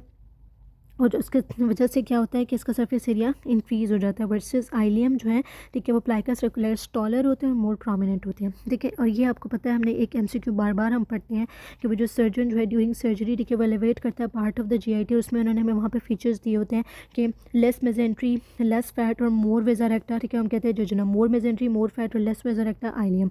और वहाँ पर ये प्लाइका सर्कुलरिस की बात की कि टॉलर और मोर प्रोमिनेंट जो है, ठीक है, वो किस में होते हैं, आपके जेजुनम में होते हैं एज़ कम्पेयर टू आइलियम, ठीक है। आइलियम में विला हैं, पायर्स पैचेस हैं जो लिम्फोइड एग्रीगेट्स होते हैं लेमिना प्रोप्रिया में। प्लाइका सर्कुलरिस होते हैं प्रॉक्सिमल आइलियम में, लेकिन less prominent than jejunum. Crypts of Lieberkuhn भी होते हैं। Larger number of goblet cells होते हैं इन द स्मॉल इंटेस्टाइन। सबसे ज़्यादा जो गॉबलेट सेल हैं पूरे स्मॉल इंटेस्टाइन में से वो किस में होते हैं, आइलियम के अंदर होते हैं। This is again an MCQ point. जो कोलोन होता है, देखिए, वहाँ पे क्रिप्स ऑफ लाइबर्कन्स होते हैं विद अबंडेंट गॉबलेट सेल, लेकिन कोई विलाई नहीं होते। This is again an MCQ point, ठीक है, क्लियर हो गया, ओके। नेक्स्ट हमारे पास आ जाता है abdominal aorta and it's branches, ठीक है। अब हम ब्लड सप्लाई की तरफ मूव कर रहे हैं, ठीक है। बेसिकली जैसे मैंने आपको पहले भी एक्सप्लेन किया कि जो एब्डोमिनल एओर्टा है उसके 3 ब्रांचेस, जिसमें सीलिएक ट्रंक ने आपकी फोरगट को सप्लाई किया। ये हम पहले पीछे थोड़ा सा हम इसके बारे में ओवरव्यू लेके आए थे कि जो सीलिएक ट्रंक होती है, कि वो आपके फोरगट को सप्लाई कर रही होती है, ठीक है। जो हमारे पास होती है सुपीरियर मेजेंटेरिक आर्टरी, ठीक है, वो हमारे मिडगट को सप्लाई कर रही होती है, ठीक है। और जो होती है हमारे पास इन्फीरियर मेजेंटेरिक आर्टरी, ठीक है, वो हमारी हाइंड गट को सप्लाई कर रही होती है, ठीक है। अब हम देखते हैं एब्डोमिनल एओर्टा की और उसकी ब्रांचेस के बारे में यहाँ पर हमें क्या बताया गया है, ठीक है। Artery supplying the GIT structures जो होते हैं, ठीक है, they are single and they branch anteriorly, ठीक है। और आर्टरीज, ठीक है, जो नॉन GI स्ट्रक्चर्स को सप्लाई करती है वो पेयर्ड होती हैं और ब्रांच करती हैं लैटरली एंड पोस्टीरियरली, ठीक है। 2 एरियाज ऑफ कोलोन जिनमें डुअल ब्लड सप्लाई होती है, ठीक है। ये हमने पहले भी पढ़ा कि वाटरशेड एरियाज वो एरियाज होते हैं जहाँ पर 2 वेसल्स आपस में ज्वाइन हो रही होती हैं, फ्यूज़ हो रही होती हैं, ठीक है, जहाँ 2 वेसल्स मिल रही होती हैं, ठीक है। तो यहाँ पर क्या कह रहे हैं कि 2 एरियाज ऑफ कोलोन होते हैं जहाँ डुअल ब्लड सप्लाई होती है फ्रॉम डिस्टल आर्टीरियल ब्रांचेस, उनको हम कहते हैं वाटरशेड एरिया। और वाटरशेड एरिया हमेशा इस्कीमिया से more prone to be damaged by ischaemia होते हैं और वहाँ मेटास्टेसिस जो है वो भी कॉमन होते हैं, ठीक है। तो इनको हम क्या कहते हैं, वाटरशेड एरियाज कहते हैं। ससेप्टेबल इन कोलोनिक इस्कीमिया, हाइपोटेंसिव स्टेट, थ्रोम्बोएम्बोलिक या एथ्रोएम्बोलिक स्टेट्स। अब वो कौन से एरियाज हैं, नंबर 1 स्प्लेनिक फ्लेक्चर और नंबर 2 रेक्टोसिग्मोइड जंक्शन। स्प्लेनिक फ्लेक्चर जो है ये है आपका जहाँ पर बेसिकली सुपीरियर और इन्फीरियर मेसेंटेरिक आर्टरी जो है वो ज्वाइन कर रही हैं, जैसे that is the watershed area, क्योंकि आपको पता है कि इससे पीछे पीछे सुपीरियर मेसेंटेरिक आर्टरी सप्लाई कर रही है प्रॉक्सिमल 2/3 ट्रांसवर्स कोलॉन तक, और डिस्टल 1/3 ट्रांसवर्स कोलॉन से इन्फीरियर मेसेंटेरिक आर्टरी जो सप्लाई स्टार्ट करती है। तो यहाँ पर this is the splenic flexure is a watershed area. Next is the rectosigmoid junction, ठीक है, जहाँ पर आपका सिग्मोइड कोलॉन और रेक्टम जो है, ठीक है, वो दोनों ज्वाइन कर रहे हैं। अगेन यहाँ पर इन्फीरियर मेसेंटेरिक आर्टरी की ब्रांचेस के दरमियान ही जो है वो दोनों ब्रांचेस जो है यहाँ पर प्रेजेंट होती है, जिसमें सिग्मोइड आर्टीरियल ब्रांच होती है और सुपीरियर रेक्टल आर्टरी होती है। तो ये दो वाटरशेड एरिया हैं जो कि more prone to be damage by the ischaemia होंगे। नट क्रैकर सिंड्रोम क्या होता है? अजान के लिए थोड़ी सी ब्रेक लेते हैं।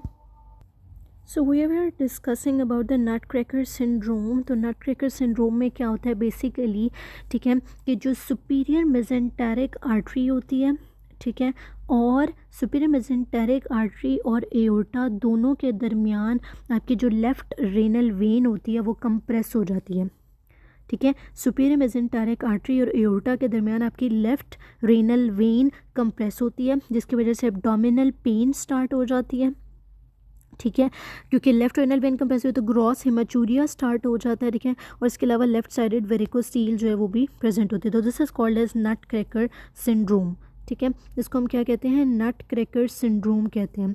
उसके बाद हमारे पास आ जाता है superior mesenteric artery syndrome. Superior mesenteric artery syndrome में क्या होता है कि it is characterized by intermittent intestinal obstruction symptom primarily post prandial pain. Post prandial का मतलब है कि खाना खाने के बाद पेन होती है, ठीक है।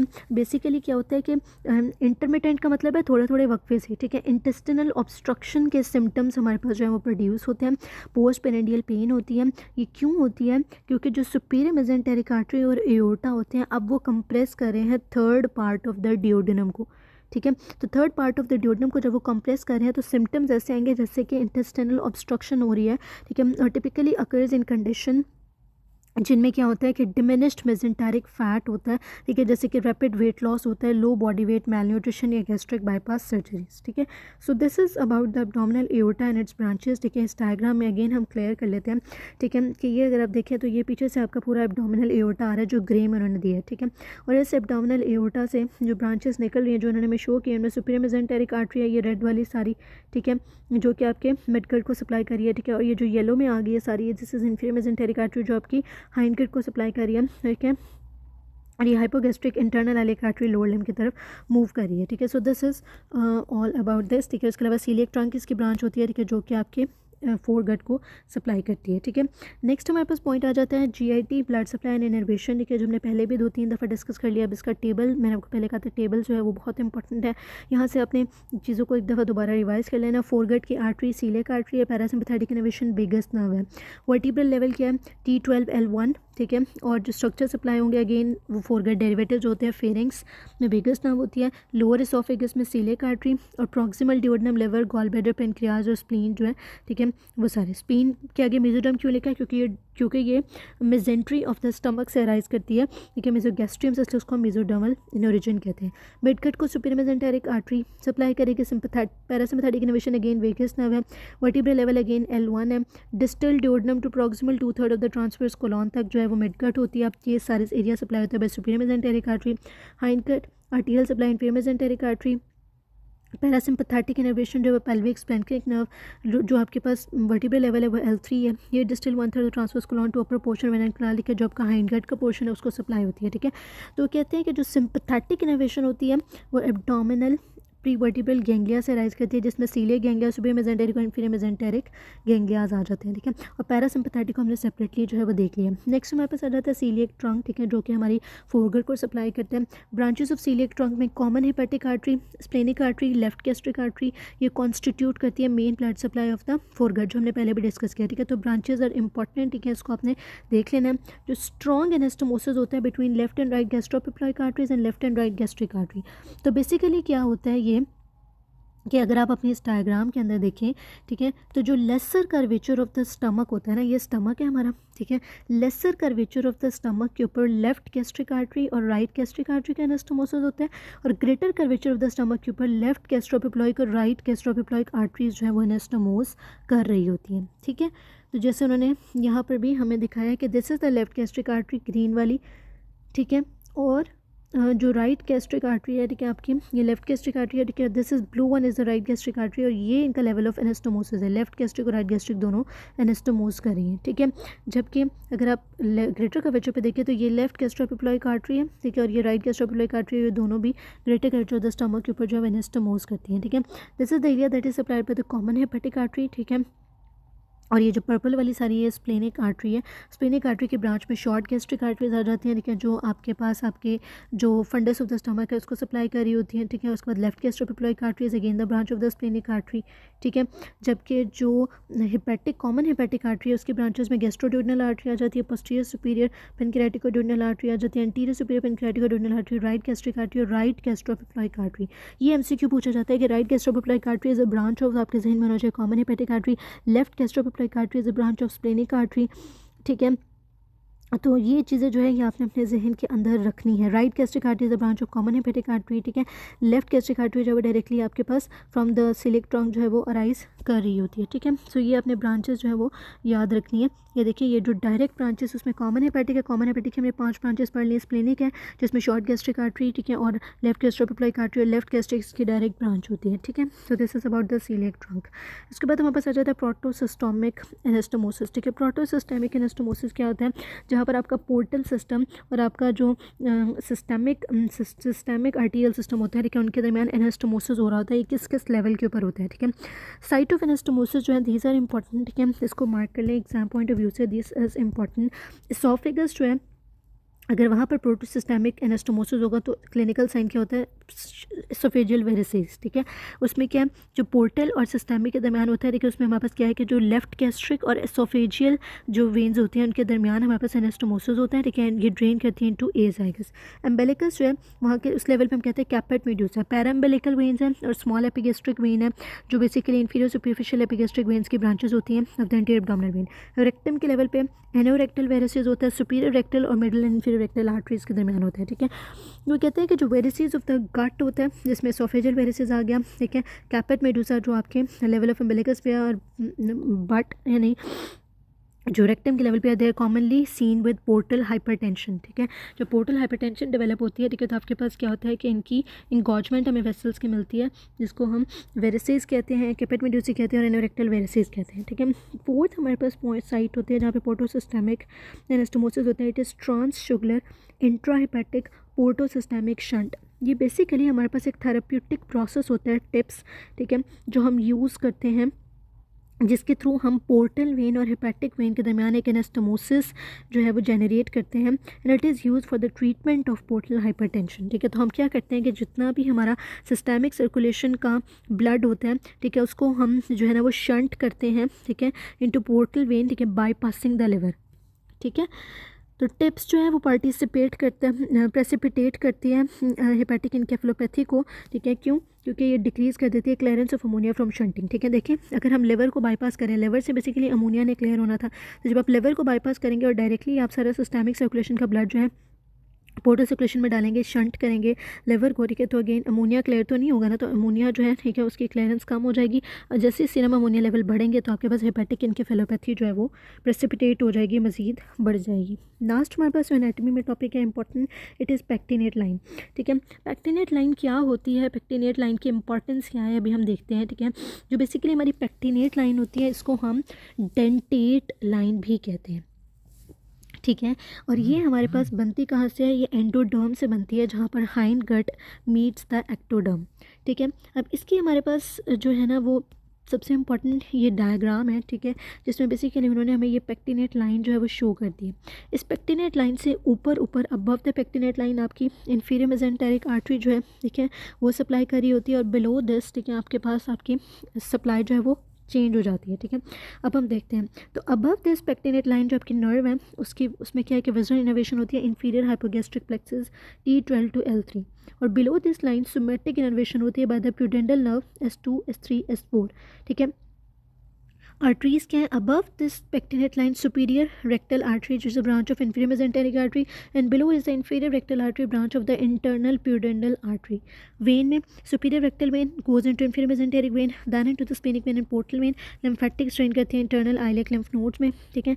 यहाँ inferior rectal vein internal pudendal vein में जाती है, internal iliac vein से common iliac vein में और inferior vena cava में, और ये drain करती है into superficial inguinal lymph nodes, ठीक है. So these all are important points. Another important point is that, ठीक है, कि जो आपके अबव द पेक्टिनेट लाइन होती है, ठीक है, क्योंकि वहाँ पर विजरल इनर्वेशन हो रही है, ठीक है, विजरल इनर्वेशन हो रही है, ठीक है. तो जो अबव द पेक्टिनेट लाइन होती है, ठीक है, वो हमारे पास पेन, अगर अबव द पेक्टिनेट लाइन कोई भी लीजन होगी, कोई भी डिजीज़ होगी तो वो पेनलेस होगी, ठीक है, because it has visceral innervation. Below the pectinate line क्योंकि सोमैटिक इनर्वेशन है तो वो पेनफुल होते हैं. इसलिए जो इंटरनल हेमोरॉइड्स होते हैं, देखिए एडिनोकार्सिनोमा, वो अबव द पेक्टिनेट लाइन होते हैं. उनमें बेसिकली इंटरनल हेमोरॉइड्स के abnormal distension of anal venous plexus, risk factor में ओल्डर एज, क्रॉनिक कॉन्स्टिपेशन आ जाती है, इट रिसीव विजुअल इनोवेशन और देयरफॉर ये देज आर नॉट पेनफुल, ठीक है. जबकि external haemorrhoids below the pectinate line है, इनकी सोमैटिक इनोवेशन होती है बाय द प्यूडेंडल नर्व, ठीक है. सो इट इज तो they are painful if थ्रोम्बोज्ड.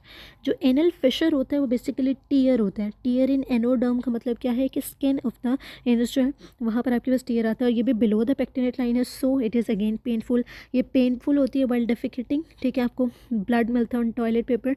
It is located in the posterior mid line, ठीक है, बिकॉज जो पोस्टीरियर मिड लाइन का एरिया होता है वो पुअरली परफ्यूज्ड एरिया होता है, ठीक है, और ये लो फाइबर डाइट और कॉन्स्टिपेशन के साथ एसोसिएटेड होता है, ठीक है. So this whole topic is very important.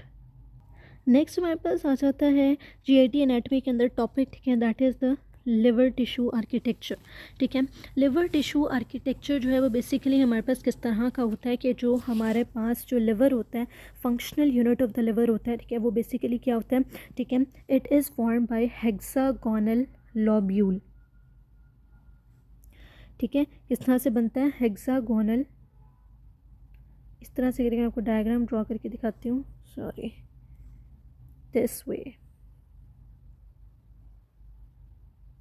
ठीक है. ये हेक्सागोनल यानी इसके 6 साइड्स होती हैं, हेक्सागोनल लॉब्यूल होता है, ठीक है, और इसके सराउंडिंग में जो है central arrange around the central when, ठीक है, और पोर्टल ट्राइएड जो है इसके एजेस के ऊपर प्रेजेंट होते हैं. पोर्टल ट्राइएड में आपको पता है portal vein, hepatic artery, bile duct होती है, ठीक है. जो apical surface of the hepatocytes होती हैं वो फेस करती है बाइल कैनालिक्यूलाई को, ठीक है. अब इस डायग्राम के अंदर देखें, ठीक है, तो अगेन जिस तरह मैंने बनाया था ये हेक्सागोनल स्ट्रक्चर, ठीक है, ये भी यहाँ पे बना हुआ है. देखें इसके जो एजेस हैं वहाँ पे क्या है, पोर्टल ट्राइएड है और सेंटर में सेंट्रल वेन है, ठीक है. और जो इसकी एपिकल सर्फेसेस होती हैं, ठीक है, आपके हेपेटोसाइट्स की, वो फेस करती हैं टुवर्ड्स द बाइल कैनालिक्यूलाई, और जो बेजोलेटरल सर्फेसेस होते हैं वो फेस करती हैं टुवर्ड्स द हेपेटिक साइनोसॉइड्स, ठीक है. ये साइनोसॉइड्स हैं, देखिए, जो कि गैप्स हैं, और इन साइनोसॉइड्स के अंदर जो है वो कुफर सेल्स होते हैं विच आर स्पेशलाइज्ड मैक्रोफेजेस, ठीक है, जो बेसिकली मैक्रोफेजेस हैं, ठीक है, तो डेब्रिस को, बैक्टीरिया को क्लियर करेंगी, ठीक है, फ्रॉम द बैक्टीरिया को क्लियर करेंगे, ठीक है, फ्रॉम इन दीज साइनोसॉइड्स, ठीक है. उसके बाद हमारे पास आ जाते हैं कि जो बेसिकली हमारे पास स्पेस ऑफ डिजी होती है, ठीक है. What is this space of Disse, इसको हम देखते हैं. So basically this space of Disse जो है, ठीक है, इसको हम क्या कहते हैं, इसको हम कहते हैं पेरीसाइनोसॉइडल स्पेस. इसको हम पेरीसाइनोसॉइडल स्पेस भी कहते हैं. पेरीसाइनोसॉइडल स्पेस का मतलब क्या हुआ, जो साइनोसॉइड्स के सराउंड पे स्पेस है, ठीक है. तो बेसिकली ये पोटेंशियल स्पेस होती है बिटवीन हेपेटोसाइट्स, ठीक है, ये जो आपको स्किन में नजर आ रहे हैं हेपेटोसाइट्स, और जो पर्पल में आपको बिटवीन हेपेटोसाइट्स एंड द साइनोसाइड्स के दरमियान में, यानी कि जो स्किन में हेपेटोसाइट्स और पर्पल के अंदर साइनोसाइड्स के दरमियान में जो येलो वाली आपको नज़र आ रही है वो स्पेस ऑफ डिजी है, ठीक है. और ये जो स्पेस होती है it plays a crucial role in the exchange of material between the blood in the liver sinusoids और हेपेटोसाइट्स के दरमियान, क्योंकि उनके दरमियान में ये प्रेजेंट है, ठीक है. सो ये स्पेस ऑफ डिसी होती है, ठीक है. स्पेस ऑफ डिसी के अंदर वो कहते हैं कि जो हेपेटिक स्टीलेट सेल्स होते हैं, जिनको हम आइटो सेल्स भी कहते हैं, उनका फंक्शन क्या होता है कि वो विटामिन ए को स्टोर करते हैं जब वो क्विसेंट डोमेंट स्टेज में होते हैं, और जब वो एक्टिव हो जाते हैं, ठीक है, तो वो एक्स्ट्रा सेलुलर मैट्रिक्स की प्रोडक्शन करते हैं, ठीक है. दोनों पॉइंट्स इंपॉर्टेंट हैं, ठीक है. तो इसलिए क्योंकि वो एक्स्ट्रा सेलुलर मैट्रिक्स की प्रोडक्शन करते हैं व्हेनेवर दे आर एक्टिव, ठीक है, व्हेन दे आर इनएक्टिव और व्हेन दे आर डोमिनेंट और क्विसेंट, ठीक है, स्लीपिंग स्टेट में होता है, रेस्टिंग स्टेट में होता है, तो विटामिन ए को स्टोर कर रहे होते हैं, ठीक है. तो इसलिए they are responsible for hepatic fibrosis, ठीक है. So this can be asked in MCQ, so this point is very very important, ठीक है। नेक्स्ट वो हमें कहते हैं कि जो आपके पास blood supply of the liver होती है, ठीक है, वो ये होती है कि इसकी डुअल ब्लड सप्लाई होती है, ठीक है। 80% blood from the portal vein और 20% blood from the hepatic artery आता है, अगेन MCQ पॉइंट। अब जो बहुत इंपॉर्टेंट हमारे पास रीजन आ जाता है, ठीक है, वो हमारे पास होता है कि जो जोन्स होते हैं बेसिकली, जो आपके पास फंक्शनल यूनिट था इसका, जो हेपेटिक लॉब्यूल होता है, उसके 3 जोन होते हैं। जिस डायग्राम में आप देखें तो जोन 1 है जो टुवर्ड्स द पेरिफेरी है, फिर जोन 2 मिडल वाला है, और जो closest to the central vein है वो जोन 3 है। तो जोन 1 जो है वो पेरी पोर्टल जोन है। पेरी पोर्टल क्यों कह रहे हैं? क्योंकि वो पोर्टल ट्राइएड के करीब है, तो it is periportal vein, ठीक है। It is affected first by the viral hepatitis, ठीक है। बेस्ट ऑक्सीजनेटेड रीजन होता है, ठीक है। तो इसलिए क्या होगा कि जब भी आपके पास इस्कीमिया होगा, सर्कुलेटरी कॉम्प्रोमाइज़ होगा, तो ये लीस्ट इफेक्टेड होगा, ठीक है।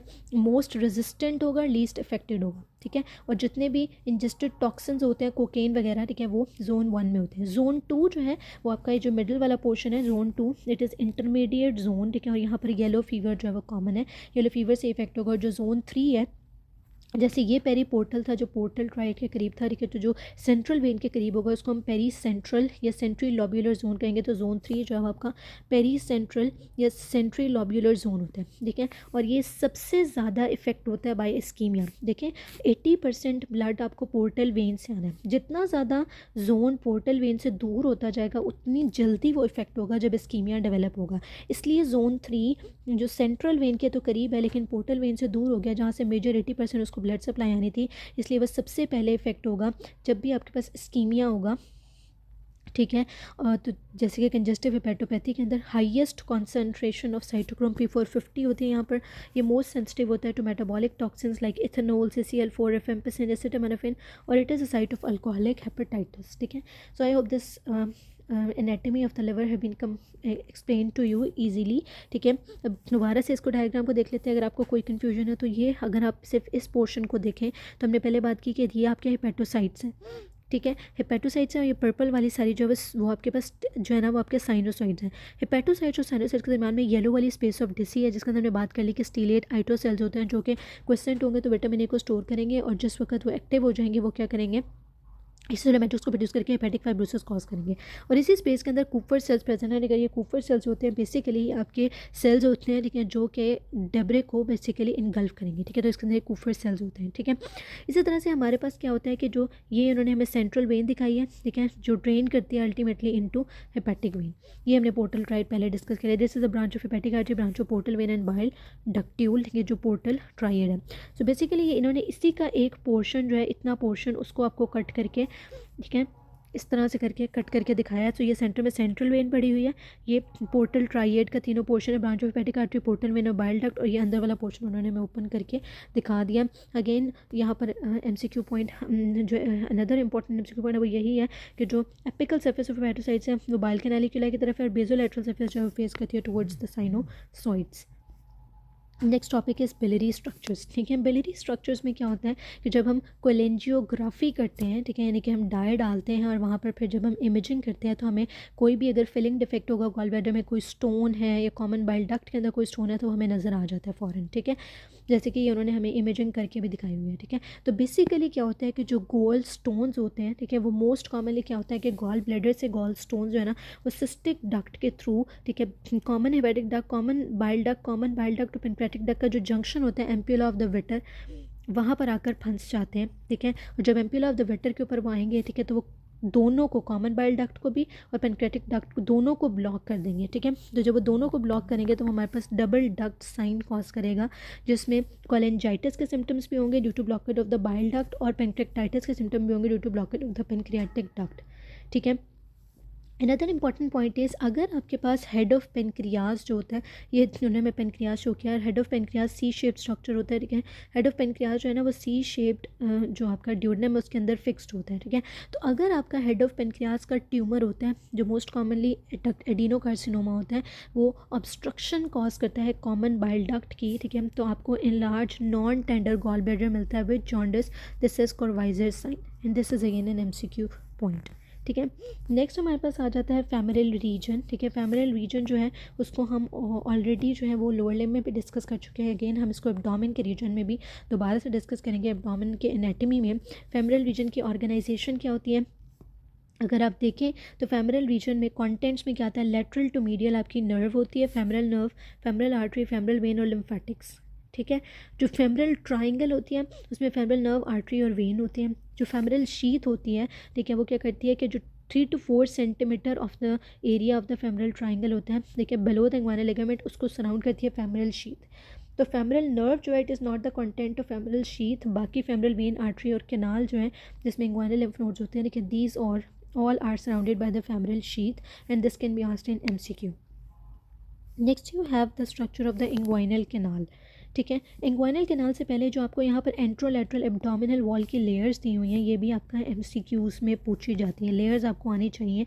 जो हमारे पास MCQ रिपीट हुआ हुआ है वो ये हुआ हुआ है कि between the extra peritoneal tissue and the transversus abdominis muscle आपके पास कौन सी लेयर होती है।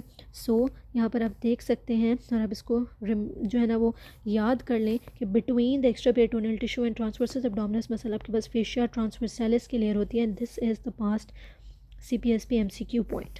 ठीक है, जो MCQ पॉइंट मैं आपको मार्क कराती हूँ typical CPSP past MCQ points हैं, इनको मार्क कर लें। जब आप बाद में भी इसके सीरीज़ या MCQ बुक्स जो हैं वो रिवाइज करेंगे, वहाँ पर MCQ सॉल्व करेंगे, तो आपको ये पॉइंट्स वहाँ पर मिलेंगे। ठीक है, इनको अपने साथ साथ जो है वो क्लियर करते जाना है कि these are your MCQ points. ठीक है, ये तो हमारे पास क्लियर हो गया, लेयर्स ऑफ डोमिनल वॉल आपको आनी चाहिए। ठीक है, उसके बाद हमारे पास आ जाती हैं स्पर्मेटिक कॉर्ड की लेयर्स। अगेन ये भी आपको आनी चाहिए। ठीक है, ये आपके पास तीनों MCQ हैं।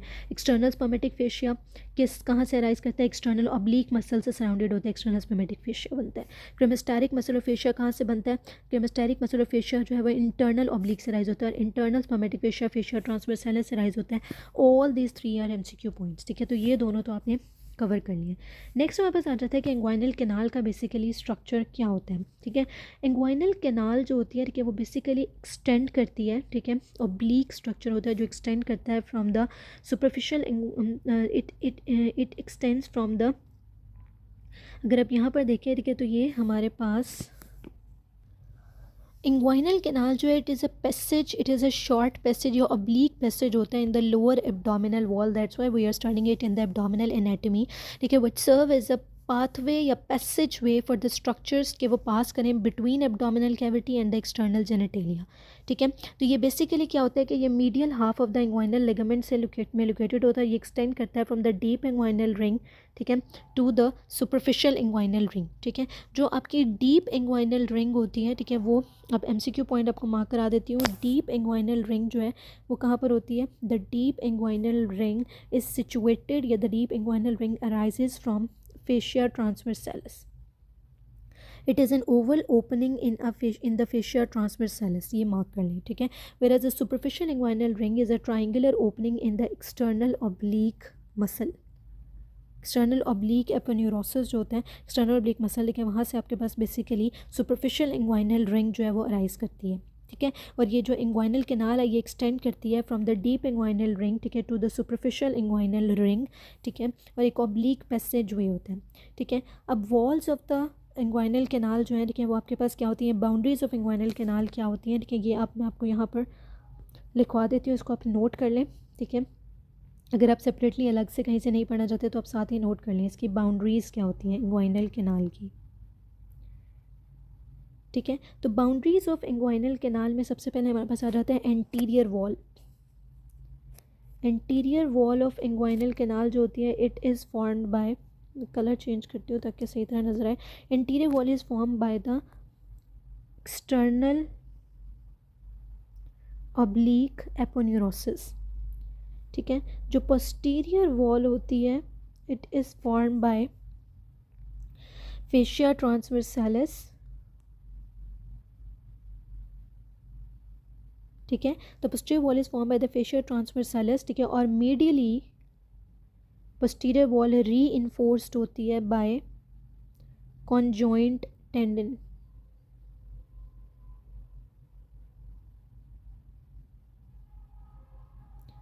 ठीक है, मीडियली ये आपके पास री इन्फोर्स होती है बाय कॉन्जॉइंट टेंडन। देन आ जाती है roof. Roof of inguinal canal जो है वो किस तरह से बनती है, रूफ ऑफ इंग्वाइनल कैनाल बनती है by arching fibres of the internal oblique. ठीक है, arching fibres of internal oblique plus transversus abdominis muscle, इसको नोट कर लें आप लोग, ठीक है। Arching fibres of internal oblique and transversus abdominis muscle, ठीक है। अब आ जाता है हमारे पास फ्लोर, एंटीरियर वॉल होगी, पोस्टीरियर वॉल होगी, रूफ होगी, floor. Floor of inguinal canal जो होता है, ठीक है, it is formed bye inguinal ligament,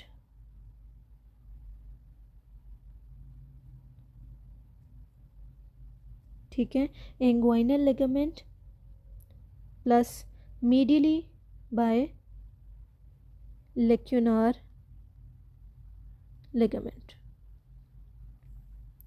ठीक है। ओपनिंग की बात हमने पहले कर ली। डीप इंग्वाइनल रिंग होती है, ठीक है, which is an oval opening in the fascial transverse. Superficial inguinal ring is an triangular opening in the aponeurosis with external oblique muscle, ठीक है। अब इसके कंटेंट्स की तरफ आ जाते हैं, ठीक है। इंग्वाइनल कैनाल के कंटेंट्स क्या होते हैं? कंटेंट्स ऑफ इंग्वाइनल कैनाल जो होते हैं वो spermatic cord in males, spermatic cord जो होती है वो मेल्स में होती है, और round ligament of uterus in females, ठीक है। उसके अलावा इलियो इंग्वाइनल नर्व होती है, ठीक है। ये भी एमसीक्यू आता है कि कौन सी नर्व है? इलियो इंग्वाइनल नर्व जो होती है वो पास करती है थ्रू द इंग्वाइनल कैनाल, ठीक है। आई होप ये अब आपको क्लियर हो गया। तो इलियो इंग्वाइनल नर्व मेल और फीमेल दोनों में है। बाकी स्पर्मेटिक कॉर्ड इन मेल और round ligament of uterus in the female, और स्पर्मेटिक कॉर्ड की ये जो लेयर्स हैं ये भी हमने डिस्कस कर लिया, ठीक है। ओके, अब ये हमारे पास एक पॉइंट उन्होंने हमें दिया हुआ है कि that is the indirect hernia, indirect hernia, ये भी आगे हम टेबल के अंदर जो है मज़ीद डिस्कस कर लेंगे। उसके बाद हमारे पास है मायोपेक्टिनियल ऑरिफिस, ठीक है। मायोपेक्टिनियल ऑरिफिस जो होती है, ठीक है, वो बेसिकली क्या होती है? सो बेसिकली मायोपेक्टिनियल ऑरिफिस जो है ना वो एक ट्रायंगुलर सा रीजन होता है, ठीक है। It is a triangular region in the lower abdominal wall, ठीक है, जो बॉर्डर होता है by muscular ligaments and bony structures, ठीक है। और ये बेसिकली एक पोटेंशियल वीक पॉइंट होता है, ठीक है, जहाँ से मोस्ट ऑफ द हर्नियाज जो है वो अराइज करते हैं, ठीक है।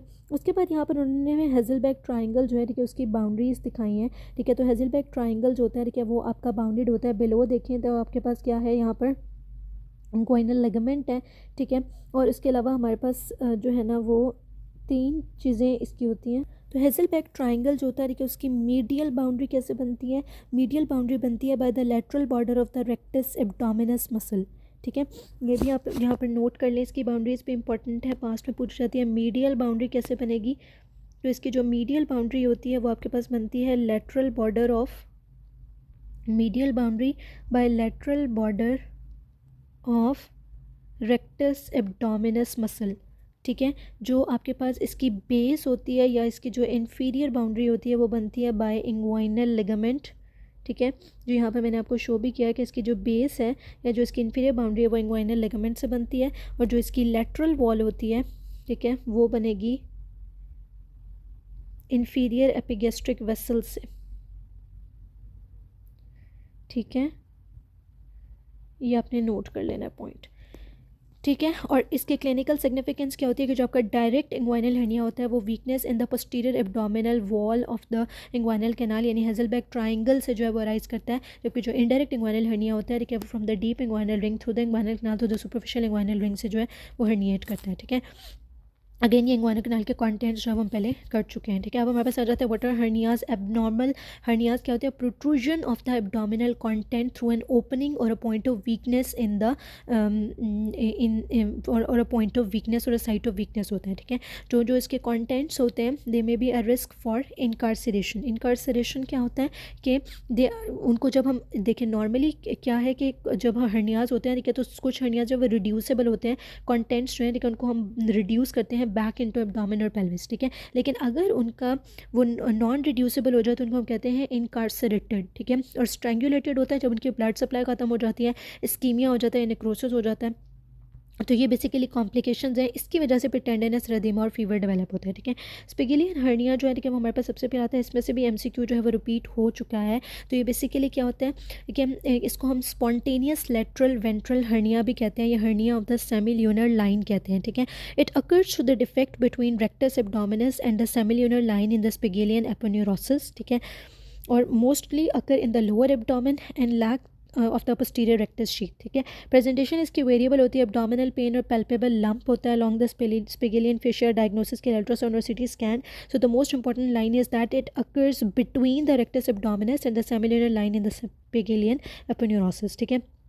Then you have diaphragmatic hernia. जो डायफ्रेगमेटिक हर्निया होता है उसमें क्या होता है कि बेसिकली डायफ्रेगमेटिक हर्निया के अंदर जो एब्डोमिनल कंटेंट्स होते हैं वो हर्निएट करके आपकी थोरेसिक कैविटी के अंदर एंटर हो जाते हैं, ठीक है। तो जब आप चेस्ट को ऑस्कल्टेट करते हैं ना तो आपको बावल साउंड सुनाई देती है इन द चेस्ट रीजन, ठीक है। So this is the diagnostic point. ये इन्फेंट्स के अंदर मोस्ट कॉमन होता है, ठीक है। और इन्फेंट्स में क्यों कॉज होता है? Due to defect of the pleuroperitoneal membrane. Again an important past CPSP MCQ, बहुत दफ़ा ये रिपीट हुआ है। तो जो कंजेनिटल डायफ्रेगमेटिक हर्निया है in infants, it is due to defect in the pleuroperitoneal membrane, ठीक है, जो कि आपके पास लेफ्ट साइडेड हर्निएशन जो है वो मोर कॉमन होती है than the right side. Adults के अंदर होता है due to defect in the pharyngoesophageal membrane, hiatal hernia उसको हम कहते हैं, ठीक है। हाइएटल हर्निया की दो टाइप्स होती हैं, स्लाइडिंग हाइएटल हर्निया है और पेराएसोफेजियल हाइएटल हर्निया होता है, ठीक है। स्लाइडिंग हाइएटल हर्निया में क्या होता है कि जो आपका गैस्ट्रोएसोफेजियल जंक्शन होता है वो डिस्प्लेस होता है through the gastric cardium, slides into the hiatus, ठीक है। ये आपके पास है sliding hiatal hernia. Sliding hiatal hernia में क्या है कि जो आपका गैस्ट्रोएसोफेजियल जंक्शन, जहाँ पर एसोफेगस और स्टमक, जो आपके पास कार्डिया ऑफ द स्टमक है, वो दोनों जुड़ रहे होते हैं, लेकिन वो दोनों डिस्प्लेस्ड हो जाते हैं अपवर्ड, ठीक है। इवन के जो आपके पास कार्डिया ऑफ द स्टमक है वो भी हर्निएट करता है थ्रू द ओपनिंग और हाइएटस, ठीक है। उसको हम कहते हैं आवर ग्लास स्टमक। ये मोस्ट कॉमन टाइप है, एसोसिएटेड होती है विद गर्ड। जबकि पैराएसोफेजियल हाइएटल हर्निया में गैस्ट्रोएसोफेजियल जंक्शन बिल्कुल नॉर्मल होता है, सिर्फ और सिर्फ गैस्ट्रिक फंडस जो है वो हर्निएट करती है थ्रू द हाइएटस, ठीक है, और थोरैक्स में एंटर होती है। This is paraoesophageal hiatal hernia. Indirect inguinal hernia, again मैंने आपको पहले एक्सप्लेन किया, इनडायरेक्ट इंग्वाइनल हर्निया जो है वो प्रोट्यूड करता है from the deep inguinal ring through the inguinal canal through the superficial inguinal ring and ultimately reaches to the base of the scrotum, groin region में चला जाता है, ठीक है। Another important diagnostic point, ठीक है, that is given in MCQs regarding the indirect and direct inguinal hernia. जो indirect inguinal hernia है, it is lateral to the inferior epigastric vessels. MCQ point, it is lateral to the inferior epigastric vessel, ठीक है। ये cause होता है by persistence of the processus vaginalis, ठीक है, ये की वजह से ही होता है और इन्फेंट्स में ज़्यादा कॉमन होता है, ठीक है, और मोर कॉमन होता है इन मेल्स, ठीक है। हाँ ओके। और ये जो इंडायरेक्ट इंग्वाइनल हर्निया होता है, ठीक है, ये all the 3 layers of spermatic fascia यानी internal spermatic fascia, external spermatic fascia, cremasteric fascia से जो है वो सराउंडेड होता है, कवर्ड होता है। डायरेक्ट इंग्वाइनल हर्निया भी हमने पहले डिस्कस किया कि due to the weakness of the posterior abdominal wall, Hesselbach triangle से जो है ये अराइज करता है। Basically boundaries of Hesselbach triangle हमने पहले बात कर ली, ठीक है। तो ये क्या करता है, ये medial to the inferior epigastric artery होता है, ठीक है। Indirect is lateral and direct is medial, again CPSP MCQ point, ठीक है।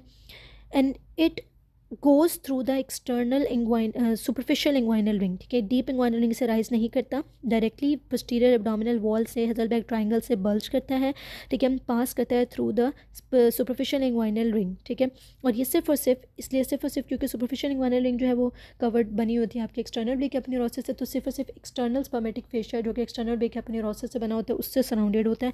ये ओल्डर मेल्स में होता है, वो इन्फेंट्स में ज़्यादा कॉमन था, ठीक है। तो ये medial to inferior epigastric vessel direct hernia होगा, लेटरल होगा तो lateral inferior epigastric vessel indirect hernia होगा। और डिफरेंस क्या है, जो डायरेक्ट इंग्वाइनल हर्निया वो हेज़लबैक ट्रायंगल से, जो इनडायरेक्ट इंग्वाइनल हर्निया वो डीप से, फिर इंग्वाइनल कैनाल, फिर सुपरफिशियल इंग्वाइनल रिंग से। जो इनडायरेक्ट होता है वो कॉमन होता है आपके पास इन्फेंट्स के अंदर due to persistence of the processus vaginalis होता है, जो डायरेक्ट होता है वो एडल्ट्स के अंदर ज़्यादा कॉमन होता है। Next we have the femoral hernia, ठीक है। जो फेमरल हर्निया होता है वो बेसिकली फेमरल कैनाल से अराइज करता है, और फेमरल कैनाल या फेमरल हर्निया को हम इंग्वाइनल हर्निया से कैसे डिफरेंशिएट करते हैं। जो फेमरल हर्निया होता है वो प्रोट्रूड करता है below and lateral to the pubic tubercle.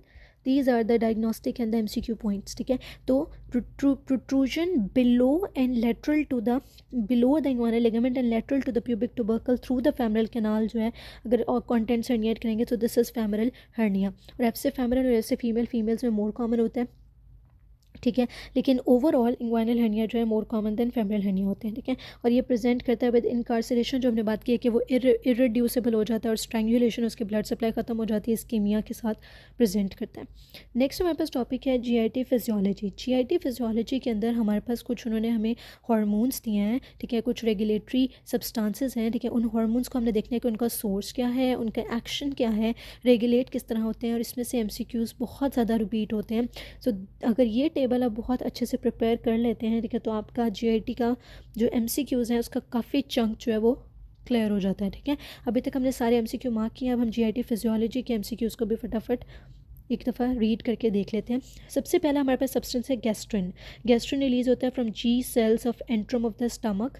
ये क्या करता है, गैस्ट्रिक एसिड सेक्रेशन को इंक्रीज़ करता है, ग्रोथ ऑफ गैस्ट्रिक म्यूकोजा कराता है, गैस्ट्रिक मोटिलिटी को इंक्रीज़ करता है। इसकी रेगुलेशन क्या होती है, इंक्रीज प्रोडक्शन होती है by stomach distension, alkalinization, amino acid या पेप्टाइड। यानी अगर आपने हाई प्रोटीन डाइट दी है, ये एमसीक्यू आता है कि अगर आपने हाई प्रोटीन डाइट दी है, ठीक है, तो आपके पास प्रोडक्शन ऑफ गैस्ट्रिन जो है वो इंक्रीज़ होगी, क्योंकि उस गैस्ट्रिन ने आगे पैराइटल सेल से, ठीक है, जो है ना वो आपके पास गैस्ट्रिक एसिड की प्रोडक्शन करा के उसको प्रोटीन को डाइजेस्ट करना है, ठीक है, तो ये आ जाएगा, ठीक है। और इसकी प्रोडक्शन इंक्रीज़ होती है बाय क्रॉनिक पीपीआई यूज़, ठीक है, क्रॉनिक एट्रोफिक गैस्ट्राइटिस में, और ज़ोनिगर्स एल्सन सिंड्रोम में भी इंक्रीज गैस्ट्रिन होता है, क्योंकि ज़ोनिगर्स एल्सन सिंड्रोम बेसिकली इस गैस्ट्रिनोमा, ठीक है, तो उसमें गैस्ट्रिन प्रोडक्शन जो है वो बहुत ज़्यादा इंक्रीज्ड होती है, ठीक है।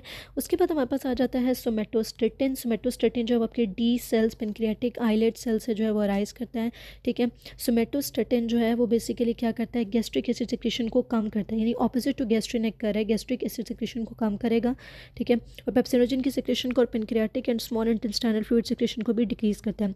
गॉल ब्लैडर की कॉन्ट्रैक्शन को कम करता है, इंसुलिन और ग्लूकागॉन के रिलीज़ को डिक्रीज़ करता है, ठीक है। एसिड से इसकी प्रोडक्शन ज़्यादा हो जाती है, वेगल स्टिमुलेशन से कम हो जाती है, ठीक है। ये इनहिबिट करता है सिक्रेशन ऑफ वेरियस हार्मोन्स, ठीक है। ऑक्टेरोटाइड जो है आपका सोमेटोस्टेटिन एनालॉग होता है, जो बेसिकली एक्रोमेगैली को ट्रीट करता है, कार्सिनोइड सिंड्रोम को, वाइपोमा को और वेरिसियल ब्लीडिंग को ट्रीट करता है। कोलिसिस्टोकाइनिन आ जाता है। कोलिसिस्टोकाइनिन जो है वो आई सेल्स ऑफ द ड्यूोडेनम और जिजोनम से अराइज करता है। इसका फंक्शन क्या होता है, देखिए कि ये पेनक्रेटिक सेक्रेशन को इंक्रीज़ करता है, गॉल ब्लैडर को कॉन्ट्रैक्ट कराता है, गैस्ट्रिक एम्पिटिंग को डिले करता है, स्फिंक्टर ऑफ ऑडाई की रिलैक्सेशन कराता है।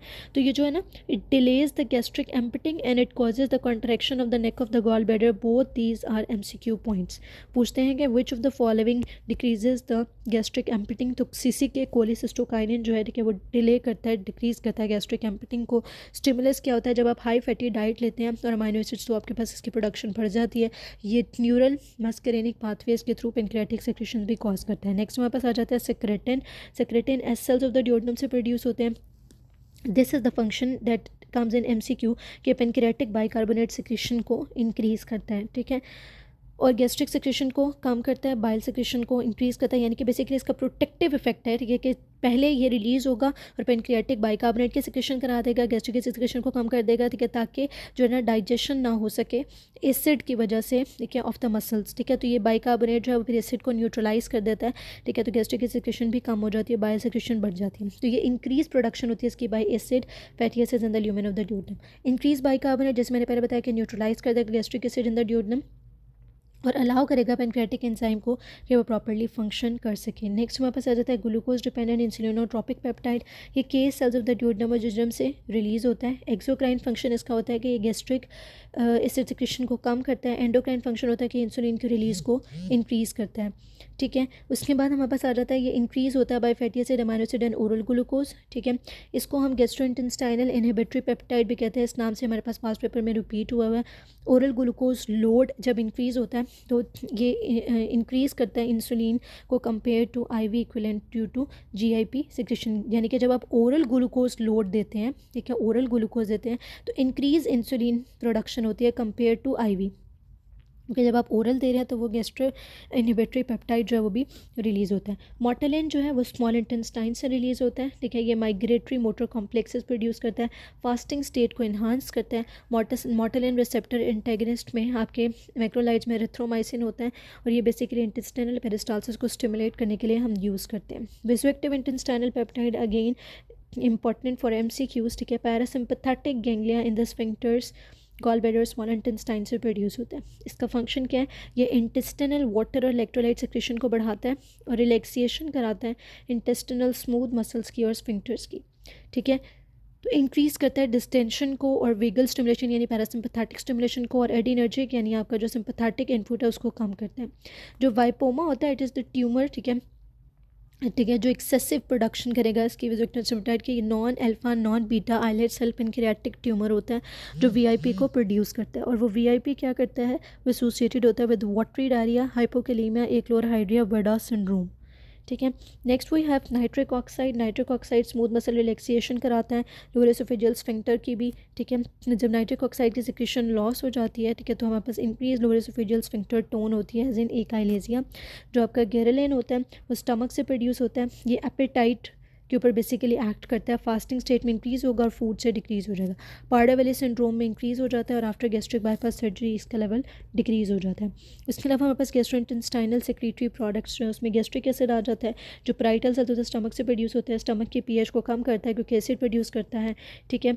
उसके बाद इंट्रिंसिक फैक्टर है जो पैराइटल सेल से प्रोड्यूस होता है, विटामिन B12 को बाइंड करता है और उसकी एब्जॉर्प्शन में हेल्प करता है, ठीक है, क्योंकि इंटेस्टिनल आइलिया में जाके विटामिन B12 ने एब्जॉर्ब होना है और उसकी एब्जॉर्प्शन के लिए हमें इंट्रिंसिक फैक्टर चाहिए होता है। रेगुलेशन दोनों की हिस्टामीन से इंक्रीज़ होता है, वेगल स्टिमुलेशन से, गैस्ट्रिन और सोमेटोस्टैटिन, जीआईपी और प्रोस्टाग्लैंडिन्स और सेक्रेटिन से, ठीक है। अगर आपके पास autoimmune destruction of the parietal cells हो जाए, ठीक है, तो उसकी वजह से क्रॉनिक गैस्ट्राइटिस और पर्निशियस एनीमिया कॉज होते हैं, ठीक है। और जो पैराइटल सेल्स होते हैं वो पिंक या ईसोनोफिलिक होते हैं। हिस्टोलॉजी, पेप्सिन आ जाता है हार्मोन, ठीक है, जो chief cells of the stomach से प्रोड्यूस होता है, ये प्रोटीन की डाइजेशन कराता है, वेगल स्टिमुलेशन एसिटाइलकोलिन से और लोकल एसिड से इसके लेवल को इंक्रीज़ होता है। पेप्सिनोजन इसकी इनएक्टिव फॉर्म होती है, ठीक है, जो एसिड के प्रेजेंस की वजह से एक्टिव फॉर्म पेप्सिन में कन्वर्ट हो जाता है। बाइकार्बोनेट होता है जो mucosal cells of the stomach, duodenum, salivary gland, pancreas और Brunner glands in the duodenum produce करते हैं। बाइकार्बोनेट ने क्या करना है, इसने एसिड को न्यूट्रलाइज करना है, ठीक है, तो ये इंक्रीज़ होता है by pancreatic and biliary secretion with secretin, ठीक है, और जो है ना ये ट्रैप हो जाता है म्यूकस जो कवर करता है गैस्ट्रिक एपिथेलियम को, ठीक है। सो दिस डायग्राम शोज, ठीक है, द स्ट्रक्चर, ठीक है, ऑफ द गैस्ट्रिक सेल्स, ठीक है, आपका जो ये गैस्ट्रिक पिट का स्ट्रक्चर बेसिकली है, ठीक है। गैस्ट्रिक ग्लैंड्स को उन्होंने शो किया हुआ है, गैस्ट्रिक पिट है जो ऊपर से डाउनवर्ड आ रहा है, फिर अपर ग्लैंडुलर लेयर है, फिर डीप ग्लैंडुलर लेयर है, मस्कुलस म्यूकोसा और सब म्यूकोसा है, ठीक है। ये आपके पास गैस्ट्रिक ग्लैंड का स्ट्रक्चर, ऊपर सरफेस एपिथेलियल सेल्स है, फिर आपके पास म्यूकोजल सेल्स है, फिर पैराइटल सेल्स है, फिर चीफ सेल्स हैं, फिर एंटेरोक्रोमोफिन लाइक सेल्स होते हैं, ठीक है। So this is the structure of the gastric glands.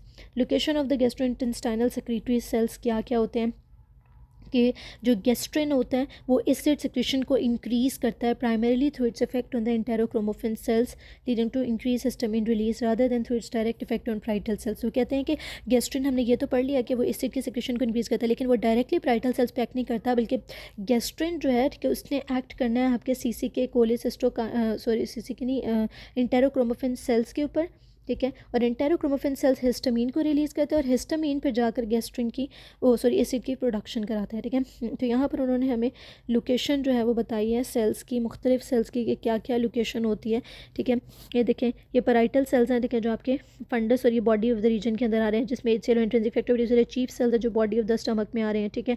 Ji cells antrum of the stomach पे है, म्यूकोजल सेल्स भी, जो डी सेल्स हैं, ठीक है, वो भी आपके पास जो है ना वो towards the pyloric region, antrum और पाइलोरस में जो डी सेल्स प्रेजेंट होते हैं, वेगस नर्व सारी पैरासिम्पैथेटिक स्टिमुलेशन करिए।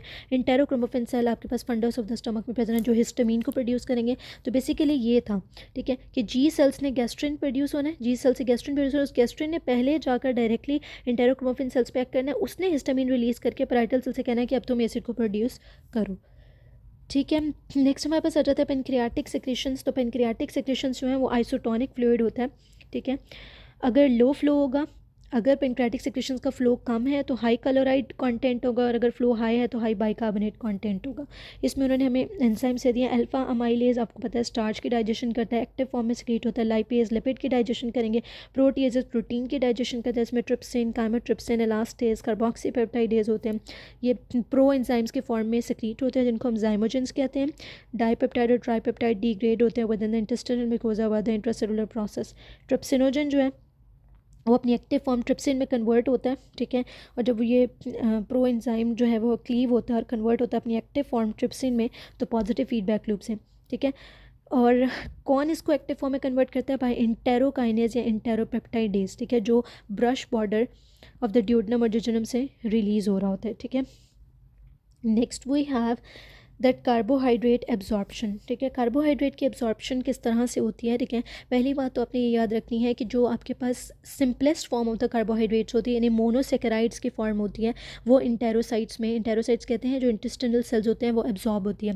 और किस तरह से एब्जॉर्ब होती है? आपके पास सोडियम ग्लूकोज को ट्रांसपोर्टर्स जो हैं, SGLT1 SGLT2 रिसेप्टर्स जो हैं वो प्रेजेंट होते हैं, ठीक है, जो ग्लूकोज और सोडियम को को ट्रांसपोर्ट करते हैं, ठीक है। और जो ये मोनोसेक्राइड की बात होगी ग्लूकोज, गैलेक्टोज और फ्रक्टोज की, ठीक है। जबकि जो फ्रक्टोज है, ठीक है, it is taken up via the facilitated diffusion. F से फ्रक्टोज, एफ से facilitated diffusion, this is an MCQ point. ये दोनों MCQ पॉइंट है। मोनोसेक्राइड्स जो है वो सोडियम डिपेंडेंट ग्लूकोज को ट्रांसपोर्टर्स के थ्रू उनका अपटेक होता है इन द इंटेस्टिन, और फ्रक्टोज का फैसिलिटेटेड डिफ्यूजन के थ्रू, ठीक है। और ब्लड में ट्रांसपोर्ट होते हैं, ठीक है, फैसिलिटेटेड डिफ्यूजन के थ्रू बाय GLUT5, और ब्लड में ट्रांसपोर्ट होते हैं थ्रू GLUT2। डीजाइलोज टेस्ट उन्होंने हमें कहा है कि जो सिंपल शुगर्स होती हैं, ठीक है, जो पैसिवली एब्जॉर्ब होती हैं प्रॉक्सिमल स्मॉल इंटेस्टाइन में, ठीक है, और तो उनके जो ब्लड और यूरिन लेवल हैं वो डिक्रीज़ हो जाते हैं विद म्यूकोजल डैमेज, ठीक है, लेकिन इनके लेवल्स नॉर्मल होते हैं इन पेनक्रियाटिक इनसफिशिएंसी, ठीक है। विटामिन एंड मिनरल एब्जॉर्प्शन में क्या होती है, ठीक है, विटामिन एंड मिनरल डेफिशिएंसी में develop in patient with small bowel disease, bowel resection, intestinal failure, bariatric surgeries, ठीक है, जो बेसिकली की जाती है। इसमें विटामिन B12 टर्मिनल आइलियम की रिसेक्शन भी हो सकती है, ठीक है। तो जब अगर कोई भी स्मॉल इंटेस्टाइन की डिजीज़ हो गया, स्मॉल बाउल की रिसेक्शन आपने कर दिया, प्रॉपर मेल एब्जॉर्प्शन डिसऑर्डर आ गया, ठीक है, तो आपके पास विटामिन और मिनरल डेफिशिएंसीज कॉमन होती हैं। ये सारे इंपॉर्टेंट पॉइंट्स हैं। आयरन एब्जॉर्ब होता है फ्रॉम द ड्यूडेनम, ठीक है, ये भी आपके पास MCQ में आया। फोलेट एब्जॉर्ब होता है स्मॉल बाउल में, ये भी MCQ पॉइंट है। विटामिन B12 टर्मिनल आइलियम में लॉन्ग विद इंट्रिंसिक फैक्टर जो है और बाइल सॉल्ट्स की एब्जॉर्प्शन होती है। तो ये तीनों जो है CPSP MCQ पॉइंट्स हैं। यहाँ पर उन्होंने हमें ये भी बताया कि अगर आप देखें तो जो स्लाइवा होता है, स्लाइवा के अंदर आर प्रोटीन होती है, वो आर प्रोटीन जो है, ठीक है, वो B12 विटामिन B12 के साथ बाइंड करती है, विटामिन B12 आर प्रोटीन के साथ बाइंड करके उसको लेकर जाता है टूवर्ड्स द इंटेस्टिन, स्टमक से इंटेस्टिन में ट्रैवल करता है with binding to the R binder के साथ बाइंड करता है B12, और स्टमक से ड्यूडेनम में जाता है। ड्यूडेनम के अंदर इंट्रिंसिक फैक्टर जो है वो रिलीज़ होता है, ठीक है, और इंट्रिंसिक फैक्टर जो होता है वो क्या करता है, इस आर बाइंडर को B12 से सेपरेट करता है, आर अलग हो जाता है, इंट्रिंसिक फैक्टर B12 के साथ बाइंड करके जाकर टर्मिनल आइलियम में इसकी अल्टीमेटली एब्जॉर्प्शन हो जाती है। पायर्स पैचेस आ जाती है, ठीक है। पायर्स पैचेस जो होते हैं बेसिकली आपके पास, हमें पहले भी पता है कि ये हमारे टर्मिनल आइलियम में प्रेजेंट होते हैं। ये अनकैप्सुलेटेड लिम्फोइड टिश्यू होते हैं in the lamina propria and submucosa of the ileum, ठीक है। इनमें स्पेशलाइज्ड माइक्रोफोल्ड्स होते हैं, ठीक है, जो एंटीजेंस प्रोड्यूस करते हैं टू इम्यून सेल्स, तो इसका थोड़ा इम्यूनोलॉजिकल फंक्शन भी हो गया, ठीक है। तो जो B सेल्स होते हैं वो स्टिमुलेटेड होते हैं in the germinal centre of the Peyer's patches, differentiate करते हैं into IgA secreting plasma cells which ultimately reside in the lamina propria. IgA जो होता है वो रिसीव करता है प्रोटेक्टिव सेक्रेटरी कंपोनेंट को और ट्रांसपोर्ट होता है cross the epithelium of the gut to deal with intraluminal antigen, ठीक है। तो पायर्स पैचेस के अंदर माइक्रोफोल्ड्स हैं, माइक्रोफोल्ड्स में M सेल्स होते हैं जो बेसिकली एंटीजेंस प्रोड्यूस करते हैं टू इम्यून सेल्स। ये IgA की प्रोडक्शन करती हैं और IgA जो है वो प्रोटेक्टिव एंटीबॉडी होती है टू द गट। नेक्स्ट हमारे पास आ जाता है GIT फिजियोलॉजी में बाइल, के बाइल क्या होता है, उसकी कॉम्पोजिशन क्या होती है। तो बाइल जो है उसमें बेसिकली बाइल सॉल्ट्स होते हैं, और बाइल सॉल्ट्स क्या होते हैं कि जब हम बाइल एसिड की कॉन्जुगेशन कर देते हैं, ठीक है, विद ग्लाइसिन और टॉरेन, तो आपके पास क्या होता है, वो वाटर सॉल्युबल बाइल सॉल्ट्स बना देते हैं, ठीक है। फॉस्फोलिपिड्स होता है, कोलेस्ट्रॉल होता है, बिलिरुबिन है, वाटर और आइंस होते हैं, ठीक है। तो कोलेस्ट्रॉल 7 अल्फा हाइड्रोक्सिलेज जो है वो कैटालाइज करता है rate limiting step of the bile acid synthesis. This can be asked in MCQ। Function क्या है बाइल का? बाइल डाइजेशन करता है और एब्जॉर्प्शन करता है लिपिड की और फैट सॉल्युबल विटामिन की, बिलिरुबिन और कोलेस्ट्रॉल की एक्सक्रीशन कराता है और एंटीमाइक्रोबियल एक्टिविटी भी इसकी होती है, ठीक है। ये डिक्रीज़ करता है absorption of enteric bile salts को at the distal ileum, short bowel syndrome और क्रॉन डिजीज़ में, ठीक है। कैल्शियम जो होता है जो नॉर्मली बाइंड करता है ऑक्सीलेट के साथ, ठीक है, वो बाइंड करेगा फैट के साथ इंस्टेड, तो फ्री ऑक्सीलेट जो है वो एब्जॉर्ब होगा गट से, तो increase frequency of calcium oxalate kidney stones हो जाएगी, ठीक है, इस कंडीशन के अंदर, ठीक है। So this is again an MCQ point, ठीक है, ओके। सो नेक्स्ट हमारे पास है बिलिरुबिन। बिलिरुबिन जो है उसका पाथवे क्या होता है, सबसे पहले हमारे ब्लड स्ट्रीम में आरबीसीज होते हैं, आरबीसीज की ब्रेकडाउन होती है तो हीम रिलीज होता है, हीम जो है वो कन्वर्ट होता है इनटू बिलिवर्डिन और बिलिवर्डिन is converted into bilirubin. Bilirubin जो है वो एल्ब्यूमिन के साथ पहले अनकॉन्जुगेटेड इनडायरेक्ट बिलिरुबिन होता है, एल्ब्यूमिन के साथ बाइंड करता है, एल्ब्यूमिन जो है इसको कैरी करके लिवर में लेकर जाता है, लिवर में जाके यूडीपी ग्लूकोनोसाइल ट्रांसफेरेज एंजाइम करके उसको कॉन्जुगेटेड बिलिरुबिन डायरेक्ट बिलिरुबिन में कन्वर्ट करता है। ये कॉन्जुगेटेड बिलिरुबिन आपके गट में एब्जॉर्ब होता है, ठीक है। गट बैक्टीरिया पे एक्ट करता है, यूरोबायोलोनिजन की फॉर्म में 80% जो है वो आपके एक्सक्रीट हो जाता है, फीसिस में स्ट्रोकोबाइलिन के फॉर्म में और यूरोबाइलिन के फॉर्म में यूरिन के अंदर। 20% जो है वो इंटेरोहेपेटिक सर्कुलेशन के through back to the liver जो है वो एंटर हो जाता है, ठीक है। और इसमें से 10% जो है वो यूरोबाइलिन के फॉर्म में यूरिन में, ठीक है, जिसकी वजह से यूरिन का कलर भी येलो होता है। तो हीम जो है वो मेटाबलाइज होता है by haem oxygenase enzyme to biliverdin जो ग्रीन कलर का है, बिलिवर्डिन फिर बिलिरुबिन में जो येलो ब्राउन कलर का होता है। अगर अनकॉन्जुगेटेड बिलिरुबिन जो है वो किस तरह रिमूव होता है from the blood bye liver, liver उसको पहले कॉन्जुगेट करेगा, कॉन्जुगेट वाटर सॉल्युबल फॉर्म होगी, फिर वो एक्सक्रीट होगा बाइल में, ठीक है। तो जो डायरेक्ट बिलिरुबिन होता है वो कॉन्जुगेट होता है विद ग्लूक्रोनिक एसिड और वाटर सॉल्युबल होता है, इनडायरेक्ट अनकॉन्जुगेटेड होता है, वाटर इनसॉल्युबल होता है, इसलिए एल्ब्यूमिन के साथ बाउंड फॉर्म के अंदर जो है वो प्रेजेंट होता है। तो this is all about GIT physiology. Next we will discuss about the GIT pathology. Thank you very much.